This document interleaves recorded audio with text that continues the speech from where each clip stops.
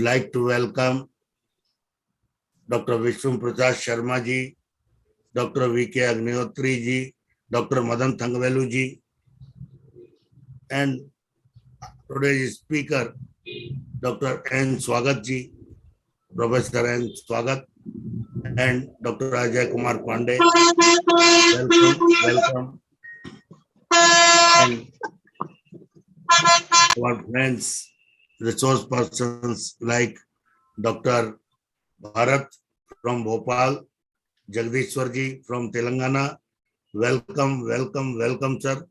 All participants, welcome by heart, because this journey, this holy journey of brainstorming with concluding remarks, inspiring to next gen, knowledge sharing journey, non-commercial, absolutely free.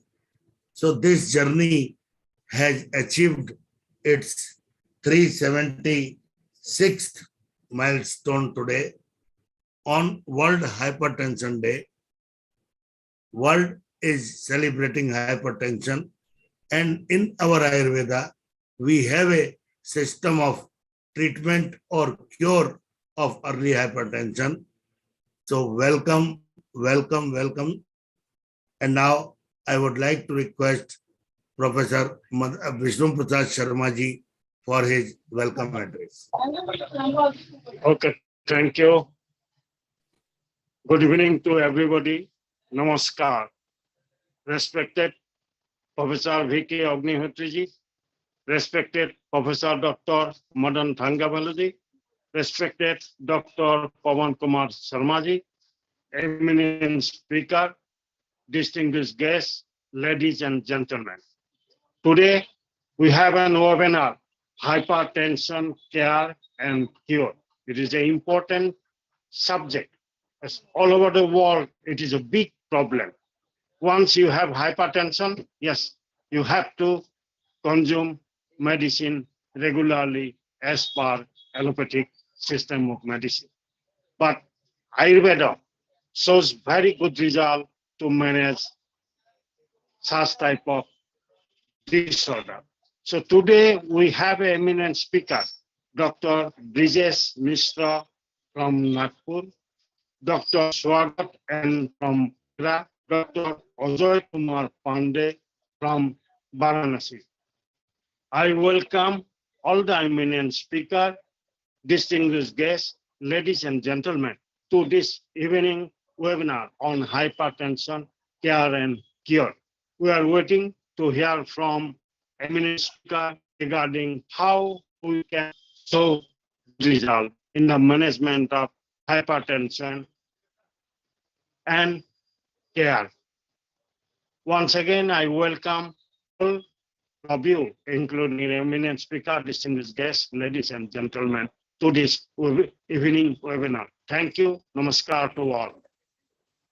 Thank you, sir. Thank you very much for inspiring words. Thank you. Okay. Agnihotri ji is on the way, I hope. Thank you. Namaskar. Namaskar ji, namaskar. Oh, आप तो गाड़ी में हैं. हाँ, I am returning. I have started a little late. I will reach by 11. Wow, great. It was a tiredness last night, so I started my journey a bit late. Right. Chaliye, all the best for journey.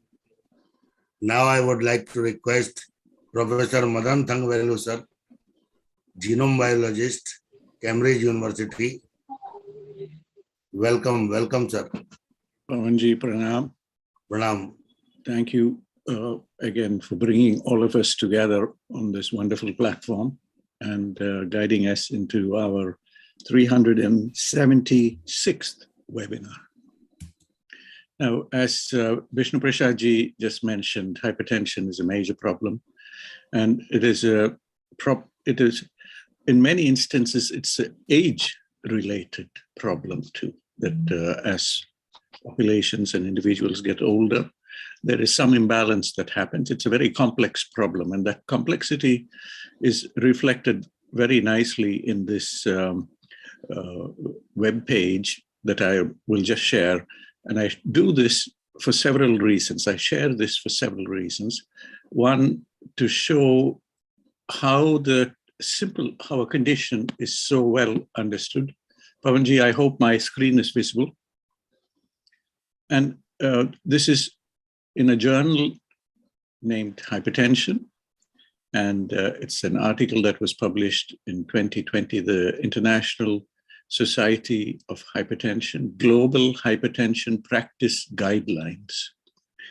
And if you go into this article, I just want to wish to highlight a few points here, that it talks in such great detail about a condition with all the guidelines and all the finest definitions that are there, how it works, then how you do the office blood pressure measurement or out of office. So the level of detail here that is offered in a very extensive article. Now, I want to go even into this one little figure here, how to measure blood pressure. And you can see the kind of specificity that is offered here. It talks about how a person must be seated, where to position the cuff, and how to use the machine, how you must be seated, and that you shouldn't be talking, etc. All those specifics. Now, this is the level of detail that's available. I will put the link to this article in the chat box so that you can also study this. And the reasons for hypertension.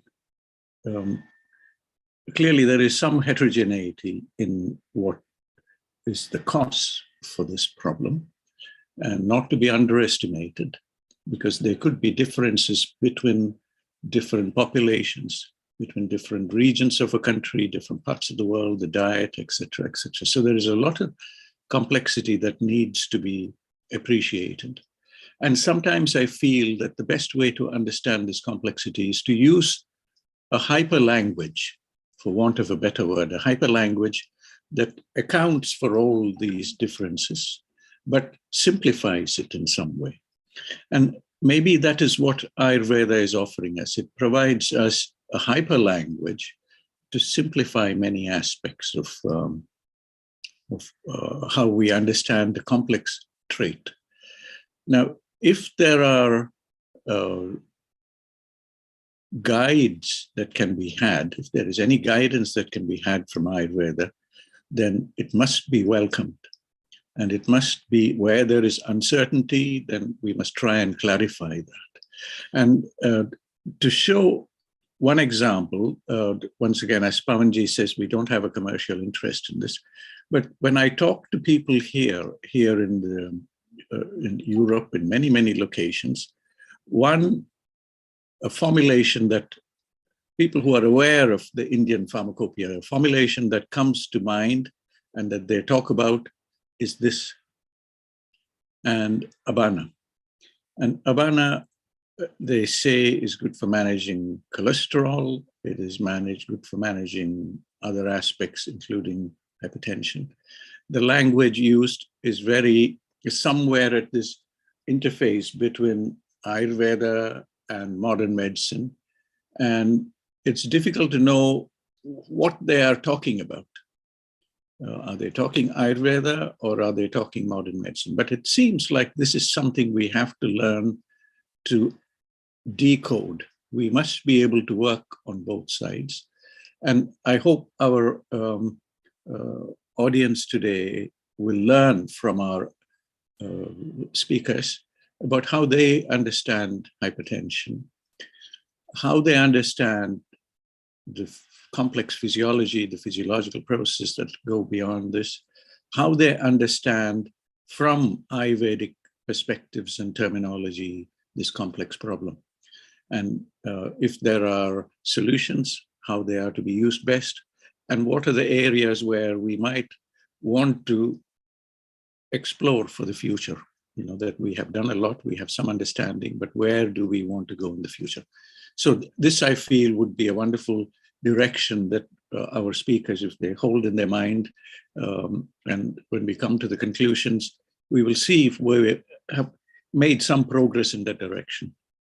There are many perspectives, and I hope through the next few hours, we'll get an understanding that will show us the way for the future. I feel there is a lot Ayurveda has to offer. The government of India and the World Health Organization have now set up a global center for traditional medicine in Jamnagar. And there is an opportunity for all of us to make a dialogue, to enable dialogues that will have a global reach with great ease. This opportunity is become an official platform through our engagements with the WHO, and it has an opportunity to touch every part of the world. But we must see clarity. There will be many questions. There are critics always, and we must be able to convince all these people. It is a long story. We will arrive at a conclusion today, I hope, but that will not be the end of the story. We will have to take this forward to many, many levels of understanding. So with those few words, Pavanji, thank you so much for bringing us all together on the 376th webinar on this platform. And I hope this journey will continue with even more wonderful sessions in the days and weeks and months ahead, and hope not long before we reach 400 and beyond. Namaste. Thank you, sir. Excellent. Dr. Harish Verma from Canada, would you like to say something? Harish ji, namaskar ji. Sir ji नमस्कार, प्रणाम। Welcome welcome. मैं अभी walk करके आया हूँ, तो अभी खोला मैंने। तो हाइपरटेंशन बहुत इम्पोर्टेंट है, बट इसमें आज मैं ये जानना चाहूंगा कि संहिताओं में इसका कैसा वर्णन दिया गया है। ये बड़ा इम्पोर्टेंट है, क्योंकि हाइपरटेंशन तो मॉडर्न जो मशीन है, ये मॉडर्न मेडिसिन की मशीन है। संहिताओं में हम लोग कैसे इसको अंडरस्टैंड करते रहे और कैसे इसको जाने। और मेरा मानना है कि ये आवरण, जैसा अभी बता रहे थे डॉक्टर मदन जी, आवरण को अंडरस्टैंड करना बहुत इम्पोर्टेंट है। आवरण जो है, तो इसके बारे में मैं चाहूंगा कि जितने हमारे विशेषज्ञ हैं, एक्सपर्ट्स हैं, वो हाइपरटेंशन के बारे में आयुर्वेदिक व्यू को थोड़ा एलेबोरेट करें। मॉडर्न मेडिसिन में तो बहुत सारे आर्टिकल, बहुत सारी नॉलेज अवेलेबल भी है हाइपरटेंशन की। उसमें साइकोसोमेटिक इसको माना गया है, और सभी कॉजेज, जैसे पर्टिकुलरली जो रीनल हाइपरटेंशन है, इसके ऊपर भी थोड़ा सा विचार होना चाहिए। इस चर्चा को, it's very interesting and very important topic. तो मैं चाहूंगा कि सब लोग आयुर्वेदिक व्यू से भी इसको देखें। Thank you sir. Thank you, Dr. Harish ji. Dr. Brijesh Mishra was on way, and he will be the last speaker today. Before that, I would like to request Professor Swagath and Professor and HOD Department of Kai Chikitsa, SRS Ayurveda Mahavidyalaya, Agra. Welcome, Dr. Swagath.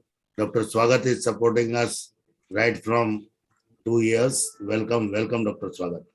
Please unmute yourself. Welcome, Dr. Ajay Kumar Pandey ji from BHU. Welcome. Dr. N. Swagath. Am I audible to you, Dr. Swagath?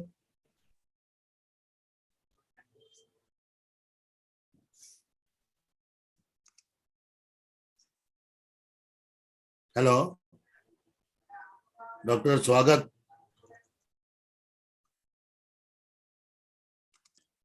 Please unmute yourself.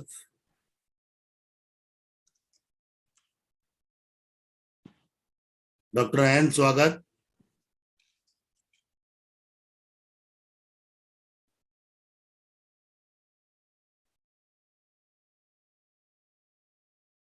I will be contacting him to sort out the problem. Hello. Hari Om. Namaskar. Hello. Yes. Welcome. Swagath ji, if you put your camera just a little bit, then we will be able to see you clearly. Thoda sa bas. No, I am the first person. I thought I am the second person, so there is a patient I have seen. Please Position, thank you for reposition. Thoda aur ji, thoda aur niche karo to theek rahega.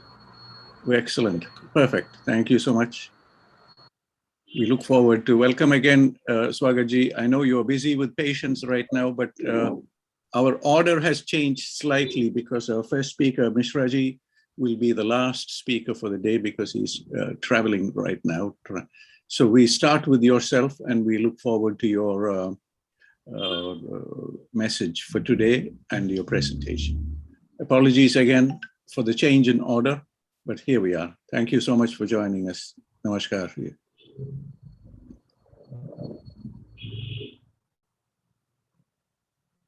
I'm unable to have this share option. Oh, Pavanji will give you the share option. I think he has to make you bear with. Apologies for the delay.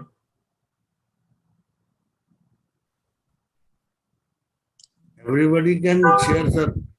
We have not stopped yet. Okay, we haven't stopped anybody. Swagath ji, please try again. Yes, sir.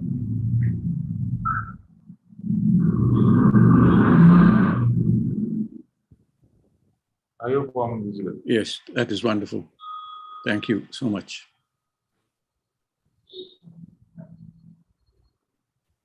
We can, there's a little bit of background street noise coming from somewhere. I don't know if it's Swagath ji or if it is elsewhere. Loud, clear, sir. Am I audible? We can hear you, Swagath ji. Yes. So, warm welcome to all dignitaries. Today we are having this. If your audio can be a little more louder, then we will appreciate it better. Right? Okay. So, initially we will just discuss about the key facts. What are the key facts? So, the first option which we are going to say is all these are related to the WHO guidelines, key factors. What is hypertension? Hypertension is hypertension. Two words. The increase in the pressure, blood pressure. So we all know what is blood pressure. It is the pressure exerted on the lateral walls of the artery, and which is a serious medical condition. Why this is a serious medical condition is the chance of risk in the heart, brain, and kidney are three major things which are having the diseases, and the number one cause of death in America or globally is heart attack, the cardiovascular disease, to which the prime key factor is the hypertension. And estimated of 1.2 billion adult aged 30 to 79 years worldwide have hypertension. That is 2/3 of the people having hypertension. 46% of the adults with hypertension are unaware that they have this condition. This is also called as silent killer. So less than half adults with hypertension are diagnosed and treated. Approximately 1 to 5 adults with hypertension have it under control. They are got treated. Hypertension is a major cause of premature death because they don't know why they have hypertension and they neglect it. And one of the global targets of non-communicable diseases. So by definition, what is the definition? There is a continuous relationship between the level of BP and the risk of its complications. All definitions of the hypertension, including those issued by the Joint Commission in Prevention, Detection and Evaluation and the Treatment of the High Blood Pressure, were authored by WHO. This society is called hypertension. So what is the definition? Hypertension is defined as systolic blood pressure of 140 mmHg or greater, and diastolic pressure above 90 mmHg or greater, or taking antihypertensive medicines is also considered as a hypertension. Types of hypertension, we all know that what are the types of hypertension? Essential hypertension, which is 95% is essential hypertension, which till today is considered as idiopathic. There are certain theories which are put forth for the cause of the essential hypertension, which is still unknown. Exact cause of this is not known. Secondary hypertension, the underlying cause of the cause of the secondary hypertension. Cause of the secondary hypertension, primary is the renal, renal parenchyma involvement, vascular, other kidney disease involvement, endocrine disorders, and some miscellaneous and unknown. So what is essential hypertension? You all know what is essential hypertension. Any patient who comes to us, this is usually, unfortunately or fortunately, this is seen only at the time of casual checkup. Major of the time, this is casual checkup, we see this hypertension. So people they have no symptoms at all, and sometimes they get headache, giddiness, tiredness, and sometimes to an extent of nosebleed also. And the cause is not known, but primarily we consider obesity, smoking, alcohol, diet, and all some hereditary problems. They have a very vital role in this hypertension. Next is secondary hypertension. The most common cause of secondary hypertension is abnormality in the arteries which supply blood to the kidneys. The other is airway obstruction, pulmonary involvement, adrenal involvement, some tumors, and hormonal imbalance, thyroid disease, too much of salt intake, excessive alcohol intake, and some drug abuse and drugs, medical involvement. And there are many things which involve, and they have, but they can be controlled. Other types is isolated hypertension. With isolated hypertension, what is isolated hypertension? In this hypertension, we all know that there are two parts in the one is systolic pressure and the diastolic pressure. Only the systolic pressure is increased above 140, while the diastolic pressure is still stays at 90. The systolic pressure increased, and that condition we call that as isolated hypertension. Why isolated systolic hypertension? This is only because of the elasticity of the arteries. I'll later explain why the elasticity is lost and what is because according to Ayurveda. And in the old age people, the elasticity is lost, and it would be about 65 years only. We get to know this type of hypertension. Malignant hypertension. This hypertension affects only 1% of the people, especially in the African and American. In India also, we get very minimum, and this is extremely high, and we have to treat it, and this sometimes need medical admission also. Resistant hypertension. Even if the doctors prescribe 3 different varieties of antihypertensive medication and still the blood pressure is high, 3 different categories and still the blood pressure is high, then this particular category is called resistant hypertension. There may be some genetic predisposition also. And this also I tell in my experience, I have seen many people, especially in these ladies, I have seen this resistant hypertension, who does take the morning breakfast too late. Morning break, they don't take breakfast because of upvasa, vrata, or some pujas. I have seen these type of patients having the resistant hypertension in my experience. And the last is the white coat hypertension and liable hypertension. White coat hypertension is some people get the rise in the blood pressure only when they see a doctor or when they approach something, or even when they check up at their home also, they get to see the hypertension and level high. So what is the classification view of the blood pressure categories? So this is the category what has been mentioned by American. Usually Indians, there are many categories which has been done. American is separate, African is separate, and European is separate, and there are different categories. But usually Indians, we follow American Heart Association grade. And since time, it is quite changing. It is going up and down, coming back. But still, India, we say that it is 120/80 is the standard blood pressure. And in diabetic, especially diabetic, usually it should be below 120. It should be below 120 in diabetic. Otherwise, it's fine. So here is the category. I'll not explain this. You can just have a look, and anyone can see this. And there is one category which is the pre-hypertensive stage. Pre-hypertensive stage, that is one thing where it goes and on, come back normal. It is back to normal. This is a very fluctuating phenomena, which we'll understand later. It is the incidence rate in India, 25% of the urban population and 10% of the rural population suffer from hypertension.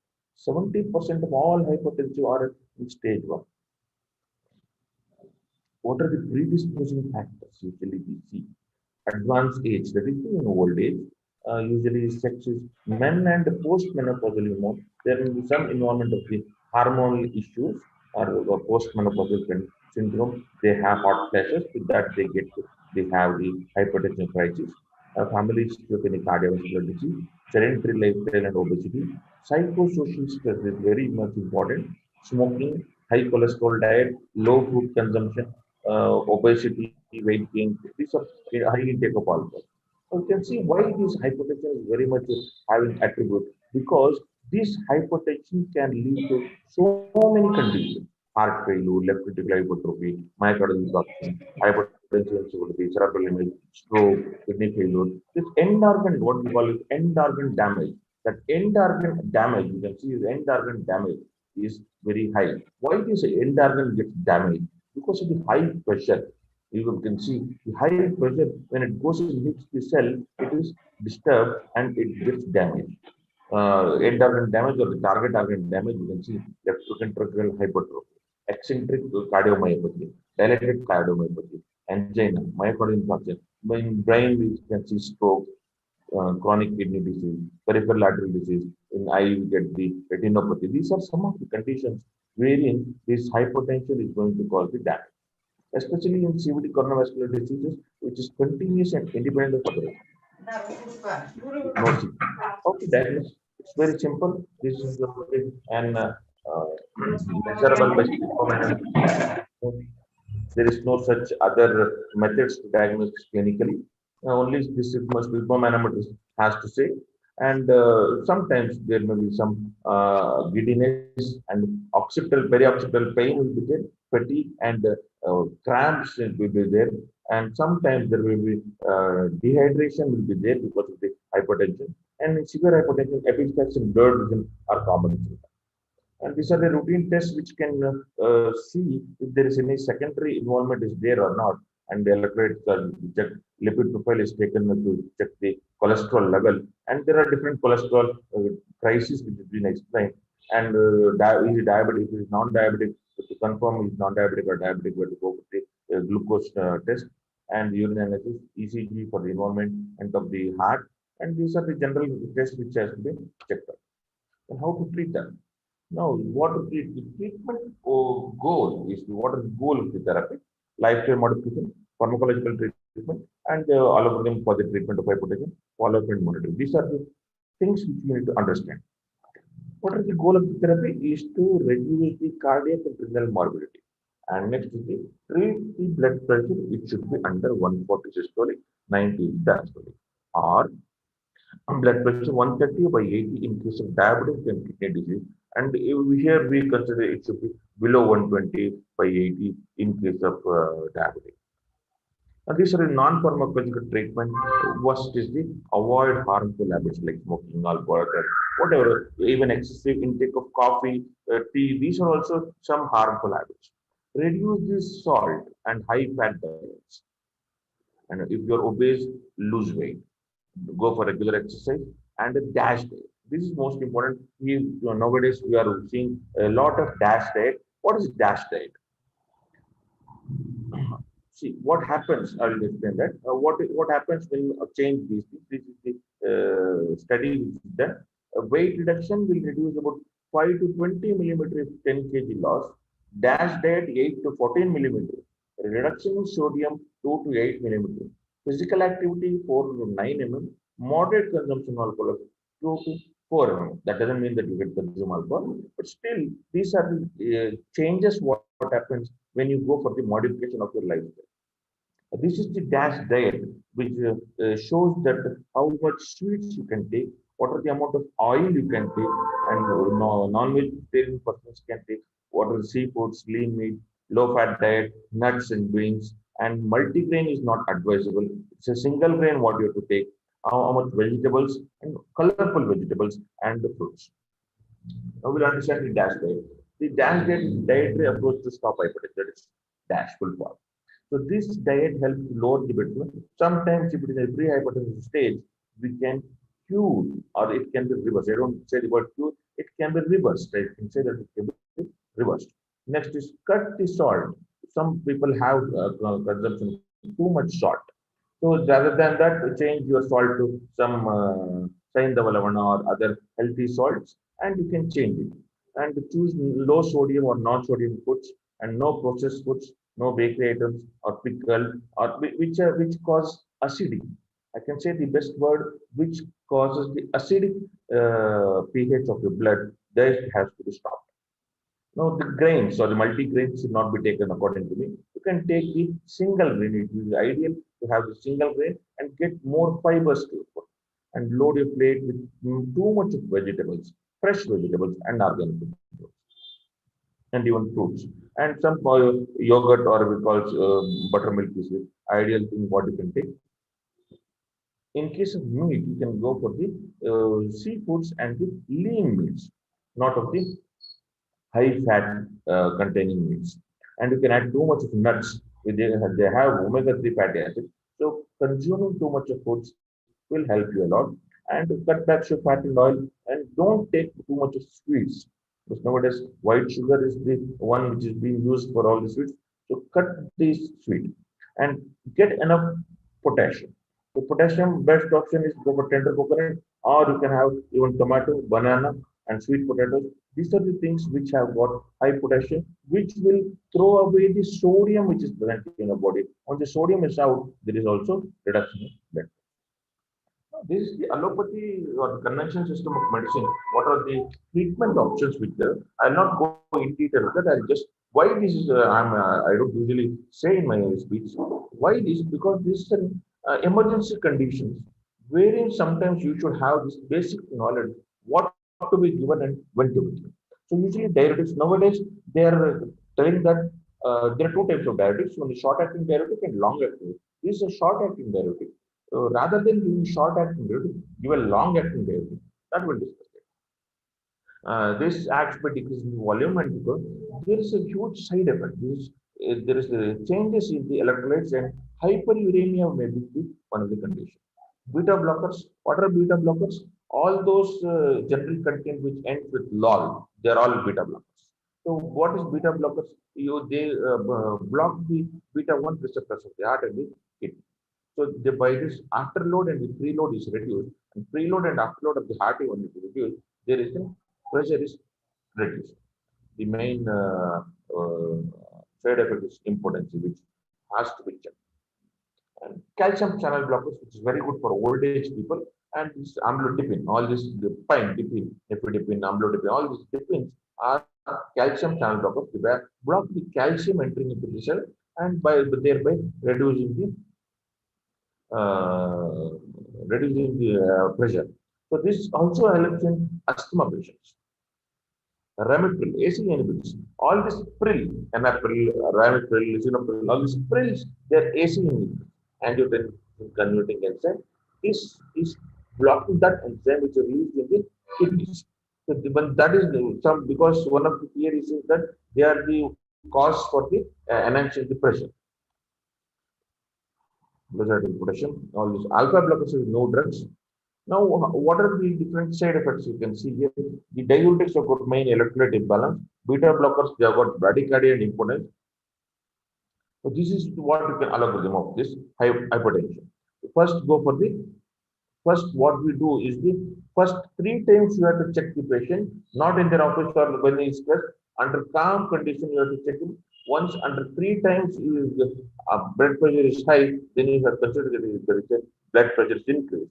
Then you have to advise him lifestyle modification, that is with the diet and as well as exercise. That you have to maintain for 3 to 6 months. Once then you don't get the goal of below 140/90 or in diabetic 130/80, then you have to go for a drug choice.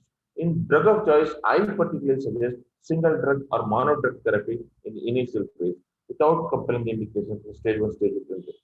Then even that is not there, then you have to go for the combination of drugs. Choice of drugs in different conditions. If the person is asthmatic, then calcium channel blocker would be preferable. In diabetes, IC inhibitors and alpha blockers are the drug of choice. High cholesterol, alpha blockers. Elderly patients, calcium channel blockers. In BPH condition, because in elderly patients nowadays, we see a lot of BPH conditions, alpha blockers are best. Next, other calcium channel blockers, it is the typical presentation of pedal edema. Pedal edema is one of the very typical edema where you can see these patients with calcium channel blockers. Alpha blockers, they get to have the postural hypertension. ACE inhibitors, they have irritative cough because of the hypertension, they get to have the irritative cough. Angiotensin 2 receptors, headache is the common symptom. In pregnancy, preferred drugs.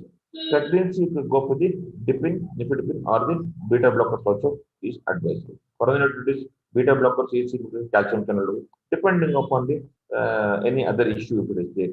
Congestive heart disease, ACE inhibitor and beta blockers.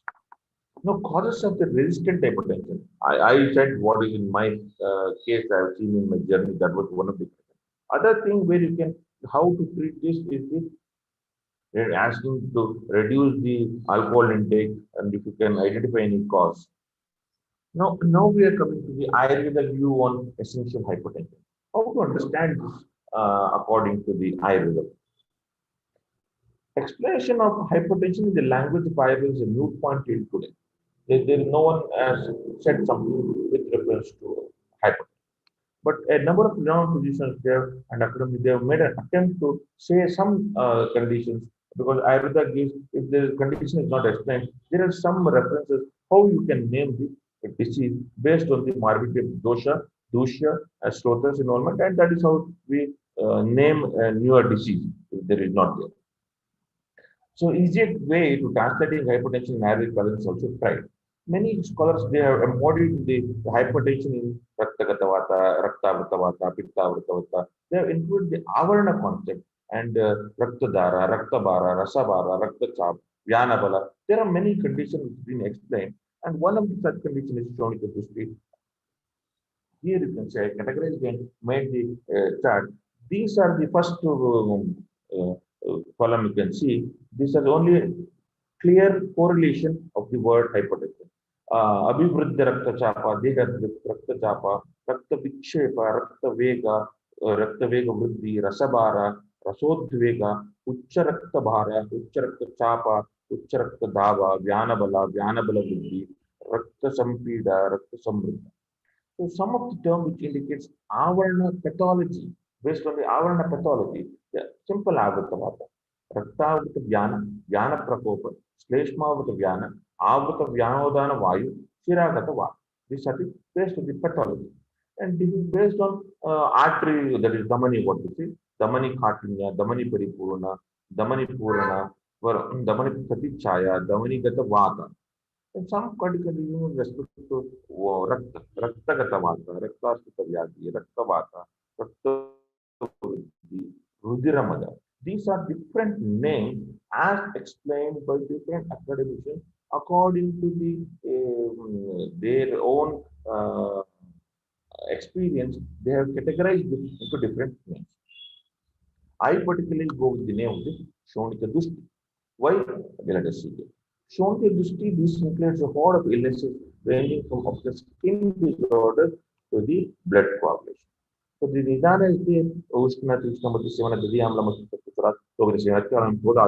they're not read that. These are some of the causative factors for the Rakta Dushti. So among these, the one of the predisposing factors are consumption of alcohol, excessive intake of dietary salt, good nutrition with sedentary habits, mental stress, physical strain, all are said to cause Shonika Dushti, which are causative and triggering factor for hypertension. And here you can see Shonika Dushti, alcohol, salt, sedentary, mental strain, physical stress.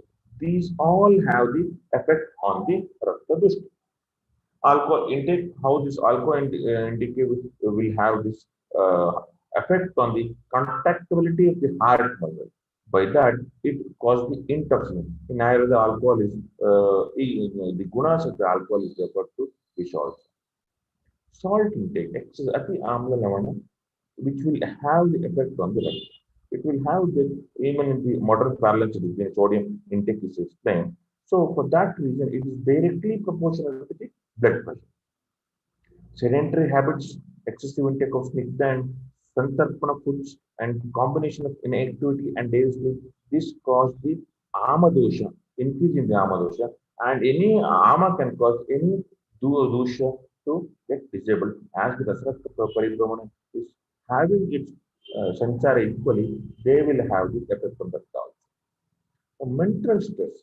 as in the other seminar we were discussing, one of the key factors for cardiac arrest is stress or the anger. So this anger is one of the cause which is enlisted by Charaka in this one. So on that basis, this problem. So if we see this, we can see this is most important. So it's compared this mind to an iceberg. Why he has compared this iceberg? You can see there are two minds here. One is conscious mind that is above the sea level. One is unconscious mind or the iceberg, which is very deep. Wherein you can see this, we can see different thoughts, perceptions, memories which is stored at different level. And at the ID or at the unconscious level, we have got very much harsh behaviors, unacceptable sexual desires, violent motives, irrational wish, immoral urges, selfish needs, shameful experiences, traumatic experiences. These are some of the things which they have made this with the help of the iceberg. Why they did this? The person, this one example I'll tell you. We all know that in India, Birbal ki Katha is very famous. In that Birbal ki Katha, we know that they gives a cat to Akbar gives a cat to him, and Birbal will give an hot milk, and the milk will not be drinking milk, and he will depressed. That is the big story. We all know that. That is the thing. What we have to understand here, that once a person get a bitter experience, that bitter experience is stored at the unconscious state of mind. And that unconscious state of mind will always trigger and tell us that we should not do that. We should not go into it.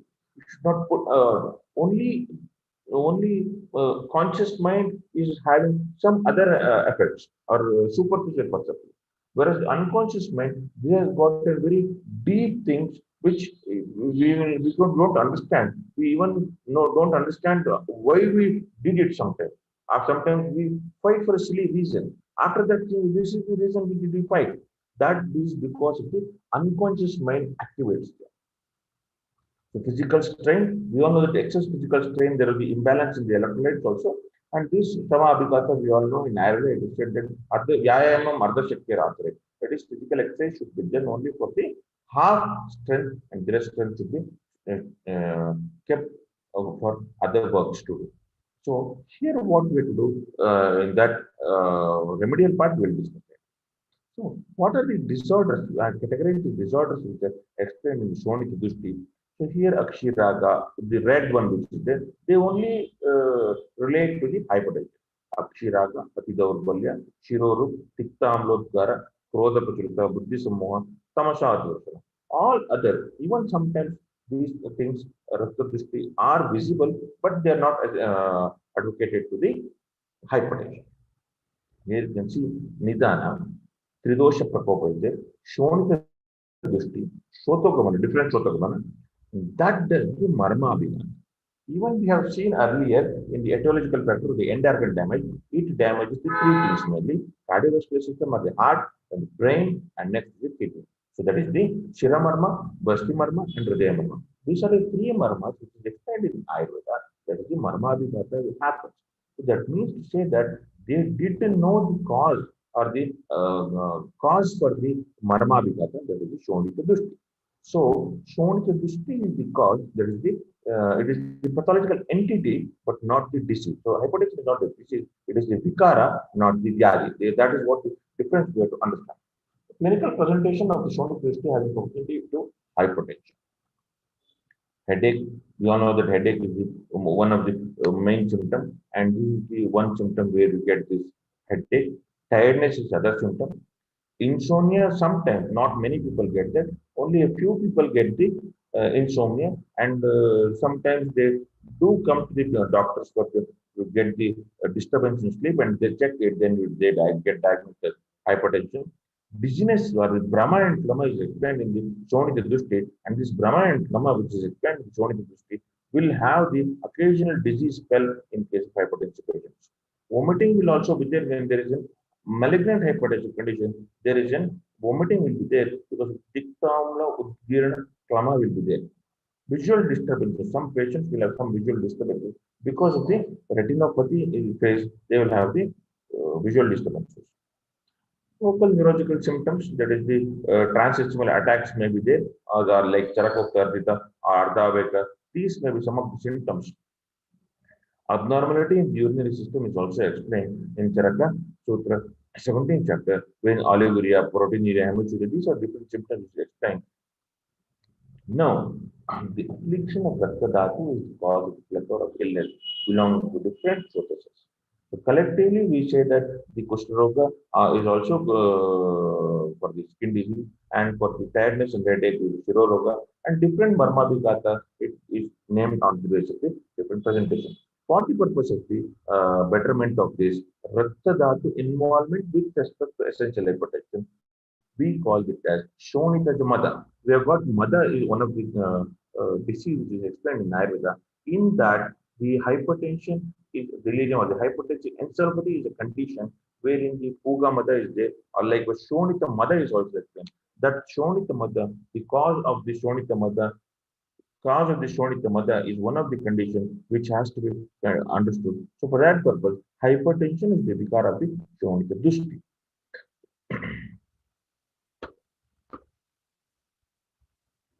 Yes. So what is the treatment? The best treatment is the elevation of the treatment which is explained in the Rakta Pitta. Virechana is the best treatment. We have seen very good results Virechana if the patient is fit for Virechana. And next is fasting or the upvasa, depending on the condition. Bloodletting or the Shonita Sramana. Our best option is the donation of the blood donation is other option. Next is purification of blood. That is the, we have to give the Rakta Dushti Chikitsa. What is the take home message? I'm not going to detail of the different medicine. I would have shared my experiences, but patients are waiting because the schedule was changed. Take home message is hypertension is a major cause of morbidity and mortality, and they need to be treated. It is an extremely common condition and still undiagnosed and undertreated.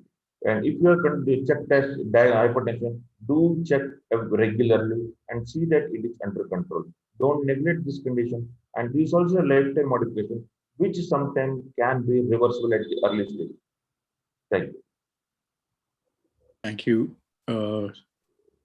Thank you, Ji. Excellent. Swagath Ji, namaskar. Thank you so much for this very detailed presentation.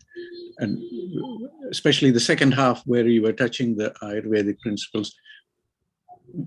Pavanji, will you give me permission for 1 or 2 questions right now, or shall we leave it for later? I'll be back, sir. I will be back. Chalo. Okay. Thank you, Swagath Ji. We'll let you continue. I'll just wind up my patients and I'll be back. Keep in mind the question I'll be asking is Vikara versus Vyadhi, number one. Sure. And the second one is this generic concept called Shonita Dushti. Yes, sir. Is it necessary to deconstruct it so that we understand the heterogeneity in this condition? So I leave it with you, leave you to attend your patients. But those are the 2 questions from my side. There'll be many more from the audience. Thank you, sir. Thank you, Ji. Please continue with, I hope it is not too warm today in Agra. No, sir. Because Delhi, some places of Delhi yesterday was almost 50 degrees Celsius. It's 46, 47. 46, 47. So you are brave. Thank you, Swagath Ji. We will, 2 questions on my side. There'll be many more from the floor, but we continue to the next speaker. Thank you. Sure. Thank you. Look forward to having you back when we come back to the question and answer session. Namaskar. Thank you, sir. Thank you, Swagath Ji. Excellent, as always.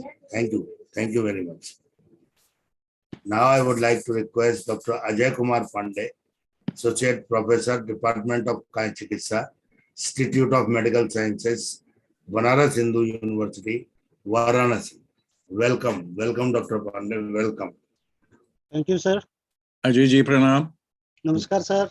Namaskar. बहुत खुशी that you have joined us Kashi से. बहुत धन्यवाद जी. आपसे भी सुने थोड़ा, आपसे भी सीखें थोड़ा. ये अगर थोड़ा सा इसके बारे में बताओ जी, ये शोणित दुष्टि के बारे में अगर थोड़ा सा शुरुआत, थोड़ा सा आप लोगों के मन में क्या है? प्रेजेंटेशन हो जाए. इतना मोटा सा ये है एक concept, but we will leave it with you. Thank you, Ji. Welcome, welcome, Dr. Pandey. Welcome.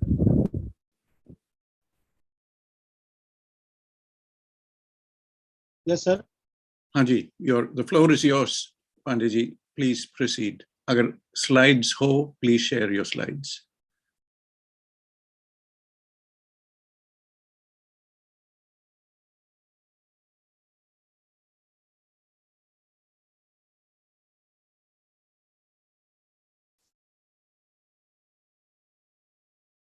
Excuse me.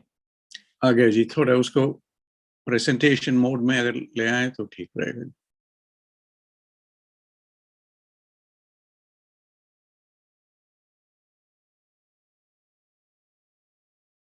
बस आगे जी. Thank you. Welcome to the platform. Thank you for joining us today once again. Thank you for joining from BHU. Okay, thank you, sir. Namaskar ji. Respected dignitaries on the virtual platform, Professor B.P. Sharma, sir, Dr. Thangavelu, sir, Dr. Pawan Kumar Sharma, sir, my colleague speaker,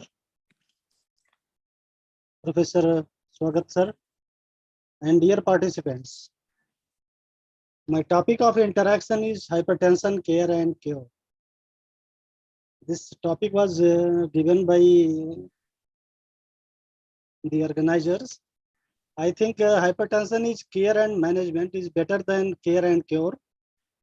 So first I would like to discuss about hypertension. The hypertension as such is not described in the classical text of Ayurveda.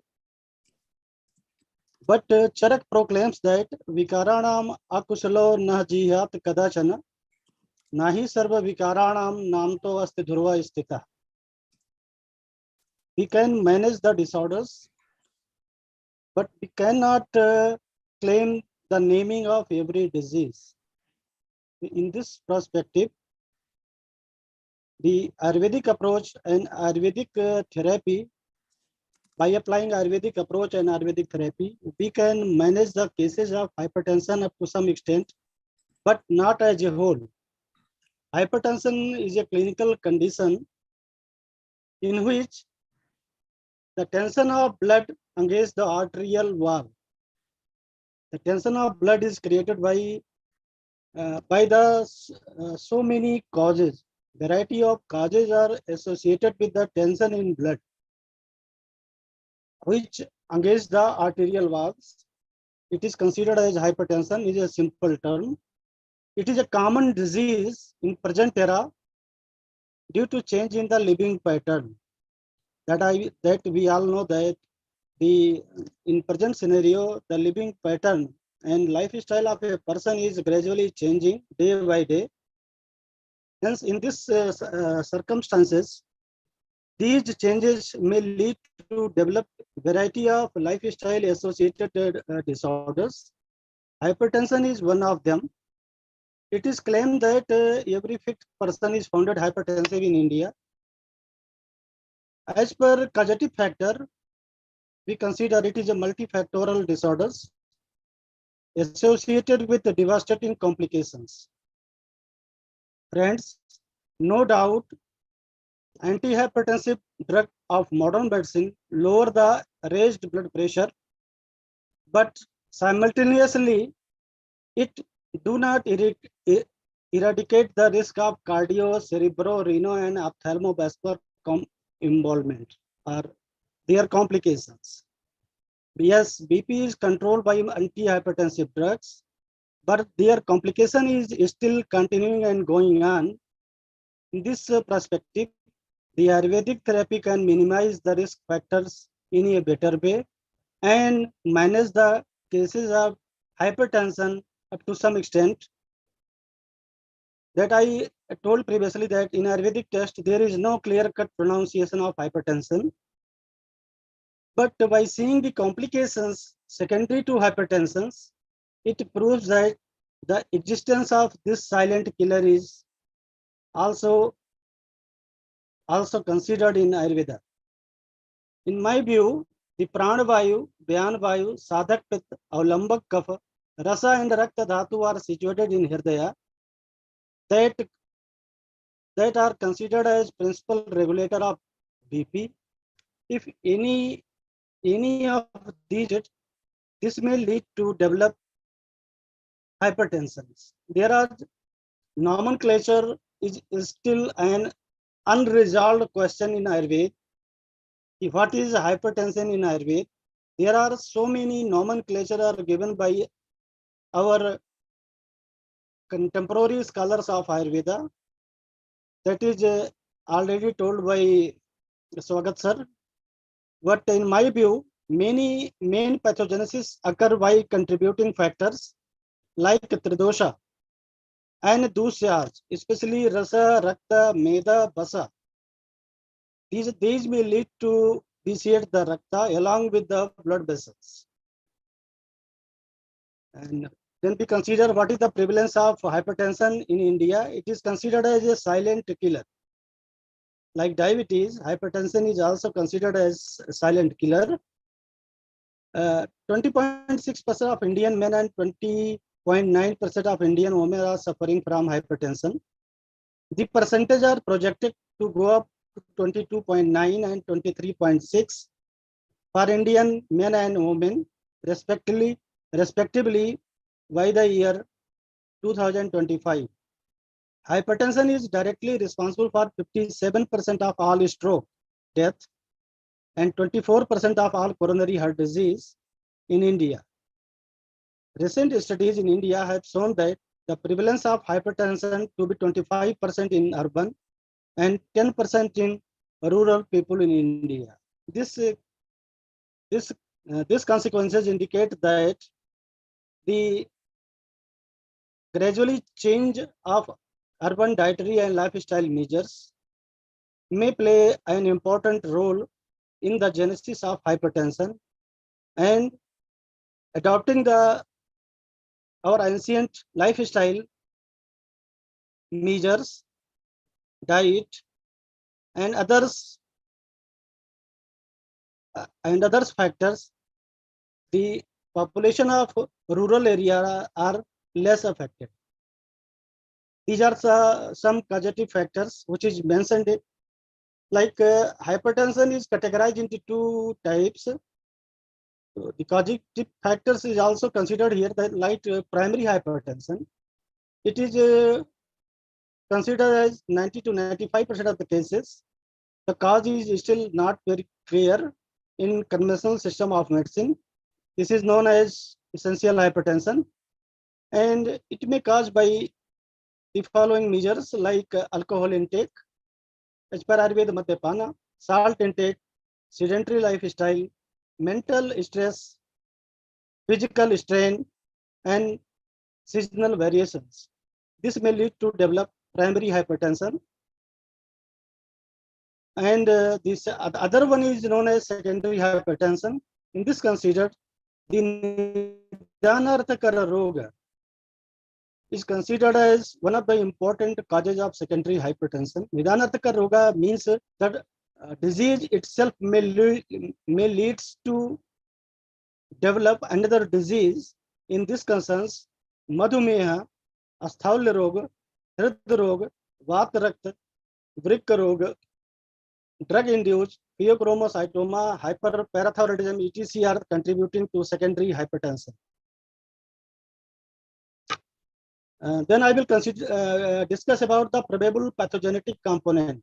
What are the important pathogenetic components involved in the pathogenesis of hypertension?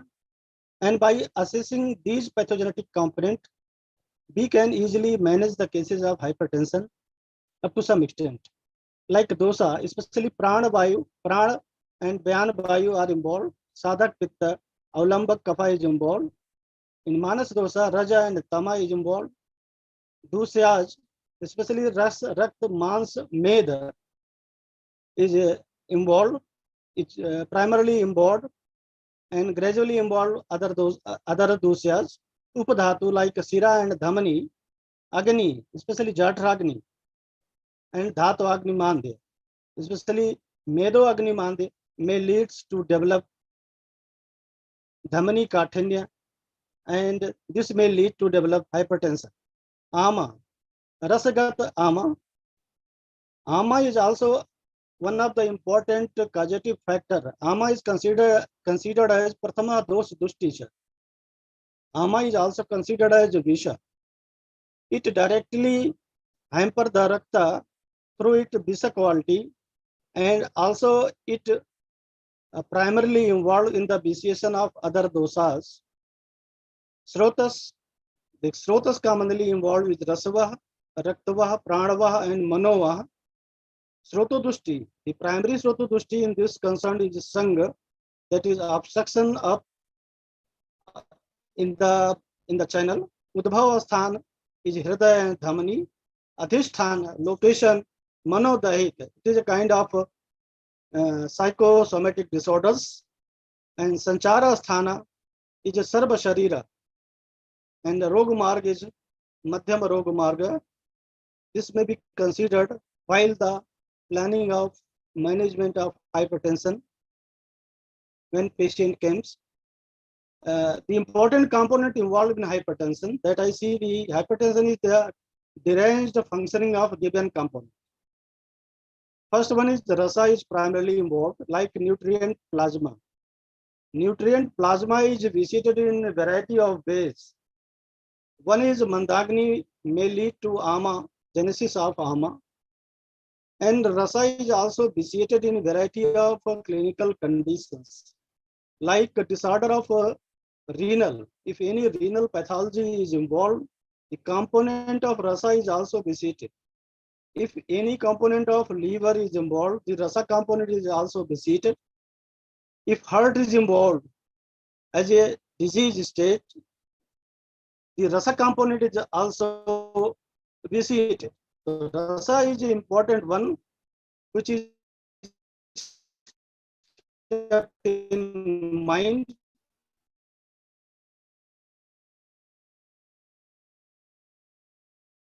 Especially is a secondary hypertension is provoked by various clinical conditions, like clinical conditions of renal pathology, liver pathology, heart pathology, brain pathology itself. So secondary causes may primarily involve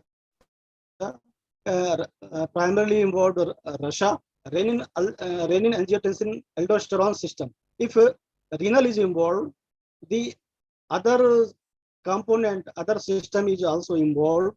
If heart is involved, this may also lead to other. If liver is involved, so this chain is also continuing in the system. And other component is Rakta. Rakta, blood is also vitiated in variety of ways. That is rightly pointed out by Swagath sir. And heart, if disorder of Pyan and Pranavata, if the component of heart is vitiated, this may also lead to develop hypertension. These are some important components. Dhamani itself is also important component, and mental faculties. Manovikriti is also one of the important component involved in hypertension in variety of ways. This is JNC 8 classification. We considered normal hypertension is here. We discussed that less than 120 and diastolic is less than 80. Then after that, pre-hypertension. Hypertension is considered if the systolic BP is 140 and diastolic BP is 90. More than 140 to 90 is considered as hypertension. And the hypertension is in this way, it is categorized in the stage first hypertension. As per JNC 8 classification, the systolic BP ranges between 140 to 159 and diastolic blood pressure ranges between 90 to 99. And stage 2 hypertension, if systolic blood pressure is more than equal to 160 and diastolic blood pressure is more than equal to 100 mm of Sg. Our area of scope is especially pre-hypertension and stage first hypertension. We can easily manage such type of cases. And in stage 2, and other clinical conditions of hypertension, other stages of hypertension like emergency and resistant hypertension, Ayurvedic drugs and major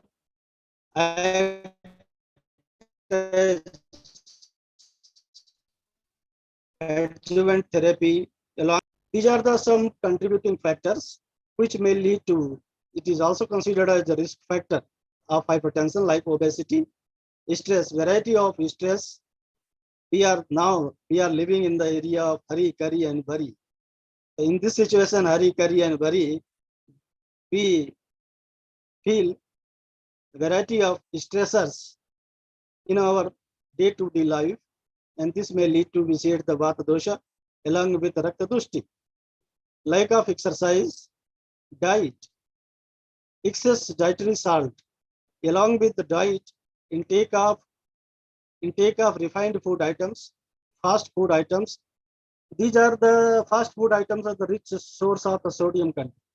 So sodium content, high salt diet means high sodium diet is also one of the important risk factor for developing hypertension. Alcohol intake. Alcohol is directly vitiate the Rakta dosha. Madhyapana and Madhyatya may also lead to develop hypertension. It vitiates the Rakta dosha. And smoking. Smoking, bidi, cigarette, etc. is also a contributing factors in the hypertension. These are the some symptoms which is mentioned in contemporary medical science. Atypical presentation means a variety of patients have atypical presentation. There is no any sign and symptoms, but when the doctor checked their blood pressure, they found that their systolic and diastolic BP is raised. Always the presentation of headache, nausea, and feeling of burning sensation, vertigo, and vomiting. This is not always present in every patient. Hence, it is a atypical presentation. So, for the diagnosis of case of hypertension, it is mandatory to measure the blood pressure of each and every incoming patient in OPD services. These are the some complications which is mentioned. I described here some like cardiovascular system. It is initiated from the heart and its associated blood vessels. The cardiovascular is primarily involved. It may leads to target organ damage. Variety of hypertrophy of heart takes place. Even angina is also due to target organ effect. CNS. The CNS affection with hypertension is very, very common. If there is a resistant hypertension or hypertension emergency,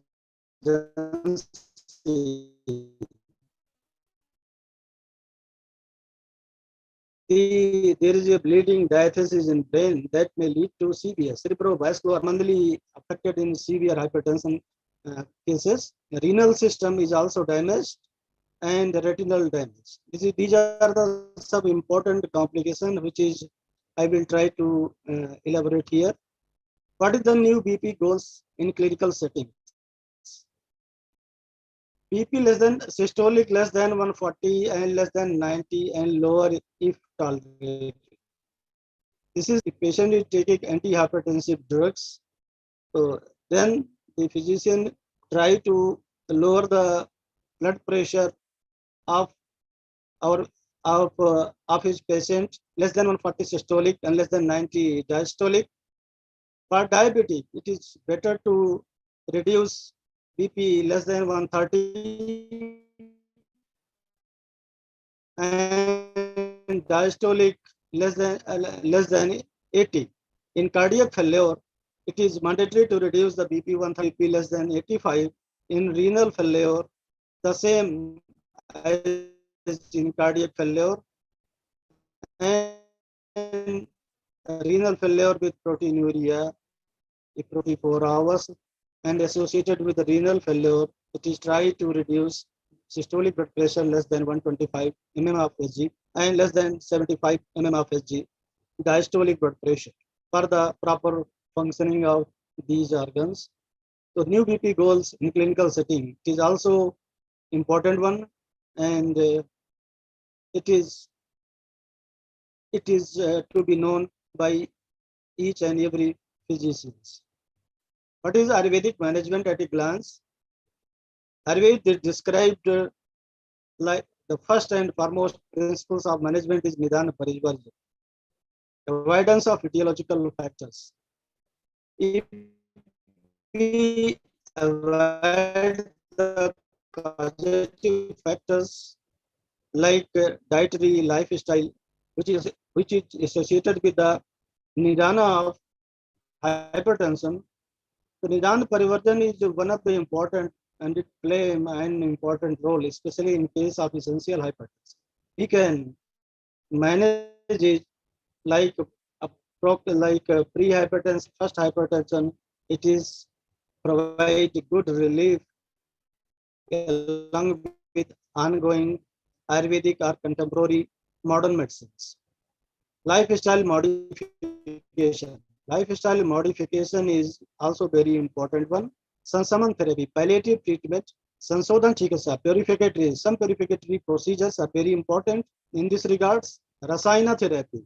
Some Rasayana drugs like Medya Rasayana drugs is also contributing a lot in the calm down of mental stress, as well as reduces the blood pressure in hypertensive patients. And certain preventive measures. These are some impact of lifestyle measures. And what is the goal of lifestyle measure? It is already discussed by Swagath ji. Here we describe Sansodhana therapy.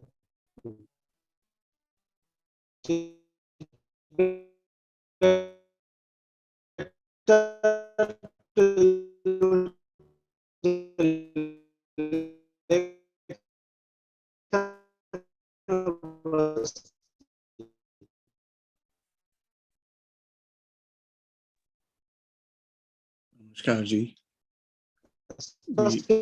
Variety of medical Avaranajan. Avarana is involved, kidney is involved, liver is involved. So secondary hypertension also Lekhan Basti play an important role.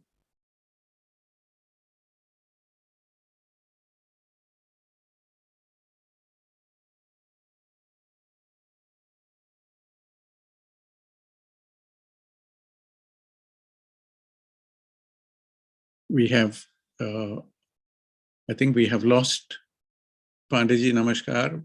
We have lost your connection.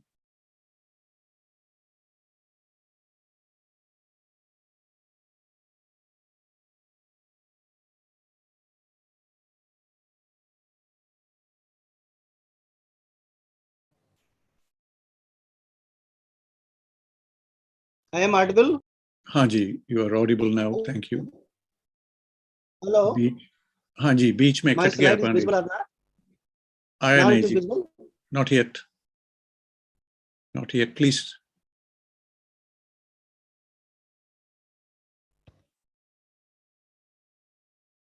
The Lekhan Basti, Virechan Karma, Sirodhara with medicated liquids. Aapka, Pandey ji, your screen is not visible. We'll be grateful if you could put your screen back on.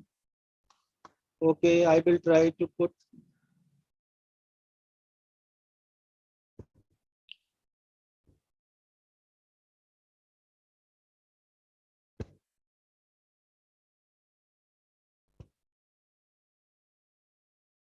Your slides are very informative, so we don't want to miss. Aa gaya ji, thank you. If you put it in presentation mode, ji, thank you. Now, sir, it is visible. Thank you very much. Wonderful. Bahut badhiya ji. Okay. Variation karma, purgation with Arandhatala is also an important therapy in Sansodhana measures. Arandhatala is not only pacify the vitiated pitta component in the GIT, but also pacify the vata, along with also rectify the malas which is situated pasaya.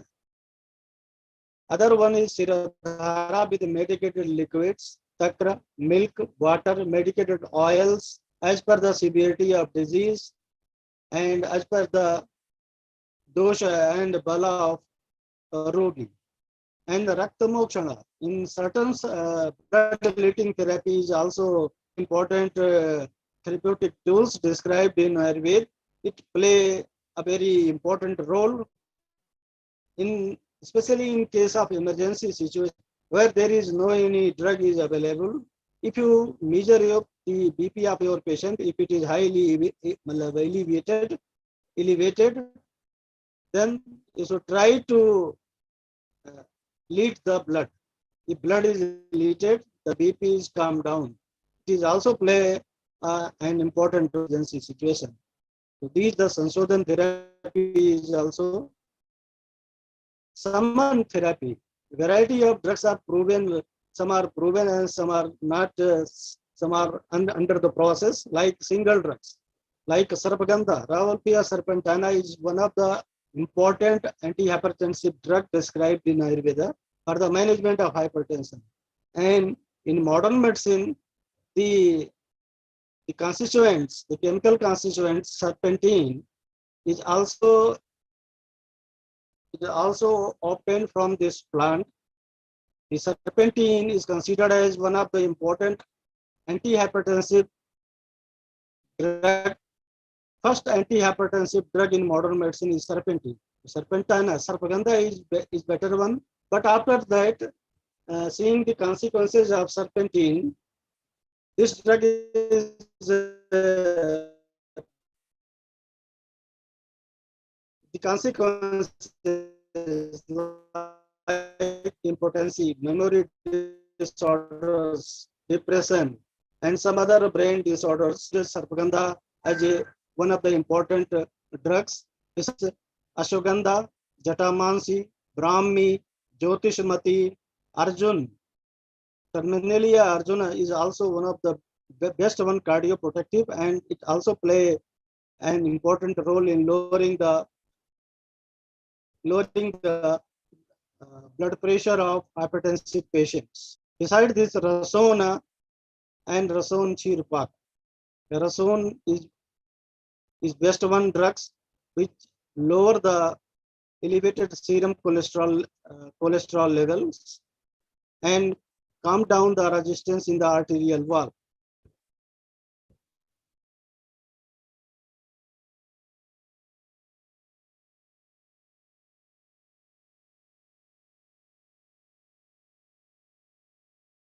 I think we have lost Pandey again. Pandey, namaskar. Apologies for this, because Pandey's slides are extremely clearly formed and very, very informative. So apologies for people who are enjoying Pandey's presentation, but there is some disruption. We will wait for a few minutes or a few seconds, or see if we can get Pandey back online. Pawan ji, हमारी आवाज आ रहा है ना जी?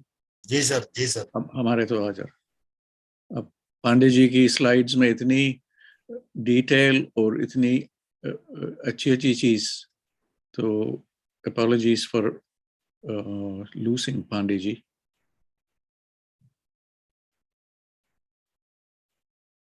पांडे जी के बाद हमारे साथ doctor Brajesh Mishra भी जुड़ चुके हैं. अच्छा जी, फिर वो is in Delhi at present. Brijesh ji नमस्कार जी. पवन जी नमस्कार. मैं आपको सूचित करूं, हमारे अजय पांडे जी हमारे डायरेक्ट स्टूडेंट हैं बीएमएस के, और हम लोगों की गाइडेंस से फिर एमडी का एग्जाम करने गए, एमडी किया, फिर वहीं सिलेक्शन हो गया. और प्रोफेसर रामहर सिंह जी के बड़े अच्छे प्रैक्टिस रहे, उन्हीं के अंडर में इन्होंने एमडी भी किया है जी. स्पेशली इनको सुन रहे थे जबकि हम ट्रैवलिंग में हैं. Thank you.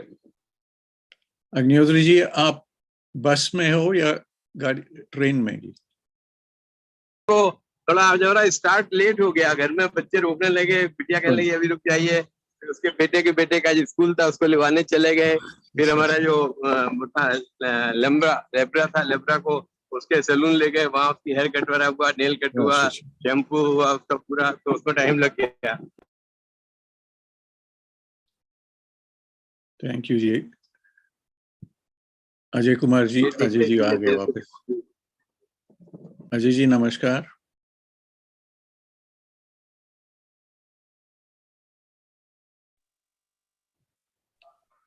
अजय जी नमस्कार। हेलो, नमस्कार सर। आवाज आ गया जी। जी जी, स्लाइड जो है सर प्रॉब्लम हो गई है उसमें सर, पीसी में computer problem, there is problem in computers. कितने और है जी स्लाइड आपके? 2-3 है sir, 2-3 slides.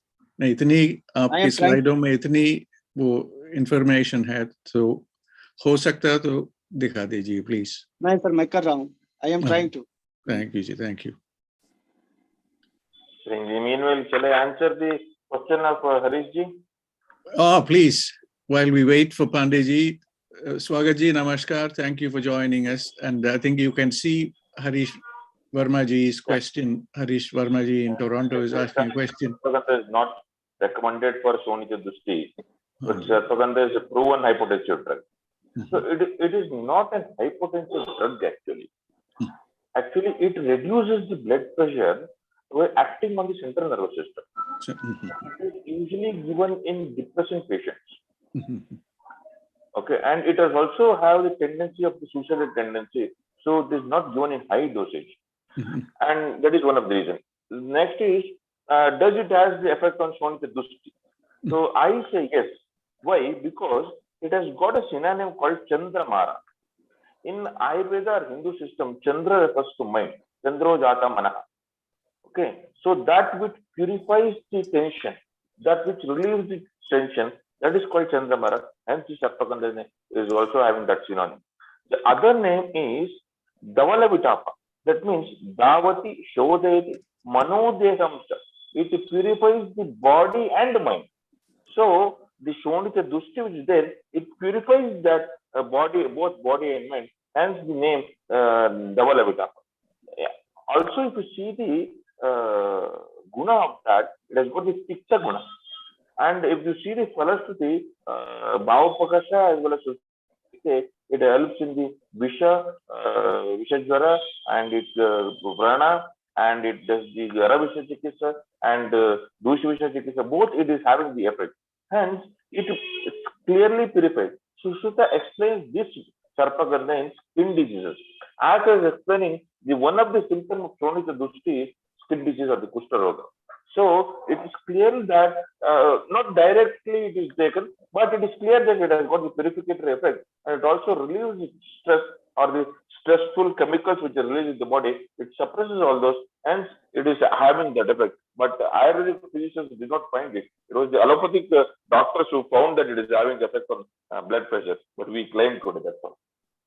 Swagath ji, shall we see if Ajay ji is ready, and then we come back to you? Sure. But thank you for elaborating. Could you give in the chat box, could you also put the second synonym? Chandramara, ek to aapne bata diya. Davala? Vitapa. Nahi ji, the second name, the synonym? I'm just typing. Okay, thank you. Ajay ji, namaskar. नमस्कार sir. आ गया जी? Open कर रहे हैं sir. अच्छा, ठीक है। सबसे विकार और व्याधि के बारे में डिस्कस कर रहे हैं सब। हाँ जी, we will continue with our discussion. आपसे भी वही सवाल है जी, विकार और इसके बारे में। सवाल की उद्देश्य क्या है जी? The reason is very simple कि अब तो आ गया जामनगर में पूरा WHO का सेंटर। Yes sir. अब आप लोग तो बताएंगे कि वानवायु या उदानवायु करके आपके एक्सप्लेनेशन। अब वहाँ होगा अलग अलग देशों से लोग बाग, और हमारे पास है बहुत मोटा समस्या हाइपरटेंशन की। अब इसको कैसे जोड़ें, इसको कैसे ले आए एक प्लेटफॉर्म के ऊपर? So this is the reason for my question. हो सकता है अलग लोगों के पास और होगा कुछ questions, but my intention for asking this question कि संस्कृत अजय जी अनम्यूटेड हैं सर. कौन? हरीश जी, सॉरी पवन जी. अजय जी का बाकी है. अजय जी का 2-3 स्लाइड और है जी. जी अजय जी ज्वाइन हुए थे अभी से. अच्छा, if Ajay ji is having problems, are you saying we continue? Ajay with ji, Brijesh? welcome. Are we audible to you? Yes, sir, I am audible, but my PC, my Problem computer with is not, slides. Welcome, not welcome, welcome. properly functioning. Ajay I ji, am trying एक काम हो सकता है कि we continue with Brijesh ji while you prepare the आपके जो computer की जो कुछ है problem. Please continue with that because we want to see your last slides, and then we will start. We will start with Brijesh ji, and then we come back to you. Is that acceptable, Pavan ji? I don't have any problem. लेकिन यदि अजय जी को कोई problem, do you have any problem Ajay ji in sharing? Yes, sir, my computer takes some time to open. Open. कोई नहीं. Okay. Yes. Pavan ji, if for saving time, we can continue with Brijesh ji. Brijesh ji, namaskar, and then we come back to. Namaste sir. Namaste sir. Pranam ji, pranam. Hari Om, Hari Om. Hari Om.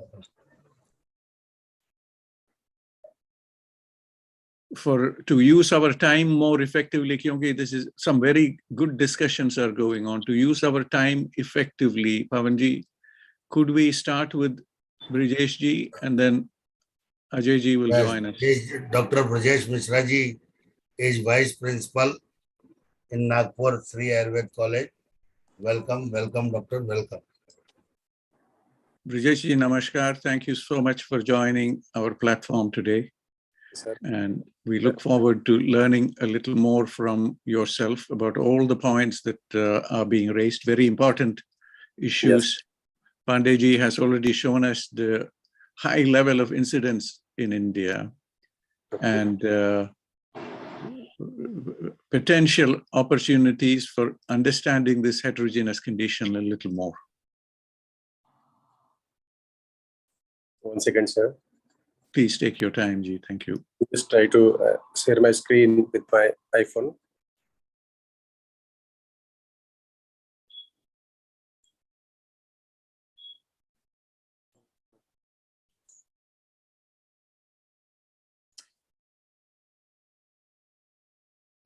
While we wait for Brijesh ji, you are joining us from Nagpur today? Yes, sir. Yes, sir. Now at present I'm Mumbai.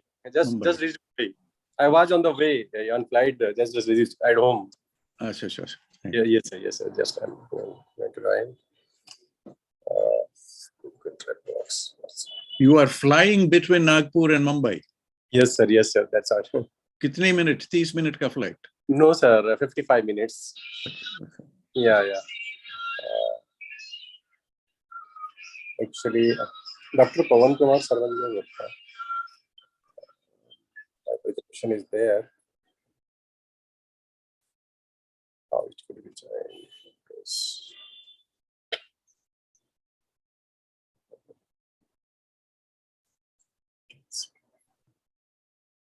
I think all of you are very brave that you are multitasking from a small mobile phone. You can do everything from one phone, which is quite amazing. And Wait, sir. Give me 1 second, sir. Then please take your time.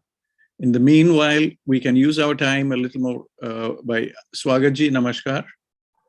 Yes, sir. Swagath ji, आपने जो शब्द प्रयोग किया, उसके बारे में थोड़ा अगर you can tell us a little more, Vikara versus Vyadi. Sir, Vikara, Ayurveda says Vikaro Dhatu Vaishamyam Prakriti Samyam Uchite. So the main aim of treatment in Ayurveda is Dhatu Samya, attainment of the vitality of the Dhatus. So this Rakta is one of the Dhatu which gets vitiated, and that is Vikara stage. And to go to the Vyadi stage, it needs a stratum, that is some platform. It cannot cause symptoms by itself. So it needs a stratum. So the stratum is provided by some organs. And when the stratum, it enters some sotas, the Rakta Dushti happens, because Rakta is Sarva Paribramana, it travels all over the body, unlike other Dhatus. Then when it enters some sotas, maybe Urdhva Gati, Adho Gati, Tirya Gati, whatever the Gati it attains, So when it attains that gati and enters somewhere, it presents some symptoms. Then only that is been the disease in those days. I say, so that is the reason they have highlighted the very important Trimarmaya Adhyaya by Charaka and even Trimarmaya Siddhi Adhyaya. So chapters were strictly given to that conditions. And Vidishwanita Adhyaya, which explains, and even Susuta accepts Rakta as one of the fourth dosha. That much prime importance is given for the Rakta. So what I say is, Vikara is a stage where it cannot produce any disease. Sometimes some Vikaras, they give some up-down symptoms, but they are not able to produce a disease. We cannot call it a disease. We can say that's a derangement. It can correct by itself, or it can be treated by some minute medicine. But when it goes to malignant hypertension, that is shown it as a mada. That condition is shown it as a mada. Then that is a disease. Thank you. Swagath. Now, this is clarification. The reason, as I said, the reason why I am asking this question is because the richness of Sanskritam is understood differently by different people, you know, and it needs a lot of thinking. It needs, I hope Ramadas ji was here with us today, because he would have told us a little more about how to understand these things. Now, the context for my question is what is shown on the screen now. I'm just displaying my screen, and this is the challenge we have today. If I put this in presentation mode, here is what we have. The challenge we have is this. A majority of the medical community, when they have to deconstruct this problem of hypertension, they will start deconstructing. Acha. So this is the complexity where we have the liver is involved, the kidneys involved, the lungs are involved, and then it leads to all kinds of complications. All this is potential aspects of rasadhatu, and it can have an impact on rakta dhatu. Acha, I'm going to leave this for a moment, because this is where much of the modern medicine mind is coming from. And your slide clearly showed how you have so many different drugs in modern pharmacopoeia that works on many aspects of this thing. Acha, next level, thoda aur complexity isme le aaye to, this is the complexity. We are now looking at one organ, just the kidney ke upar. Or we are looking at the cellular level complexity in one organ, in one tiny part of that organ.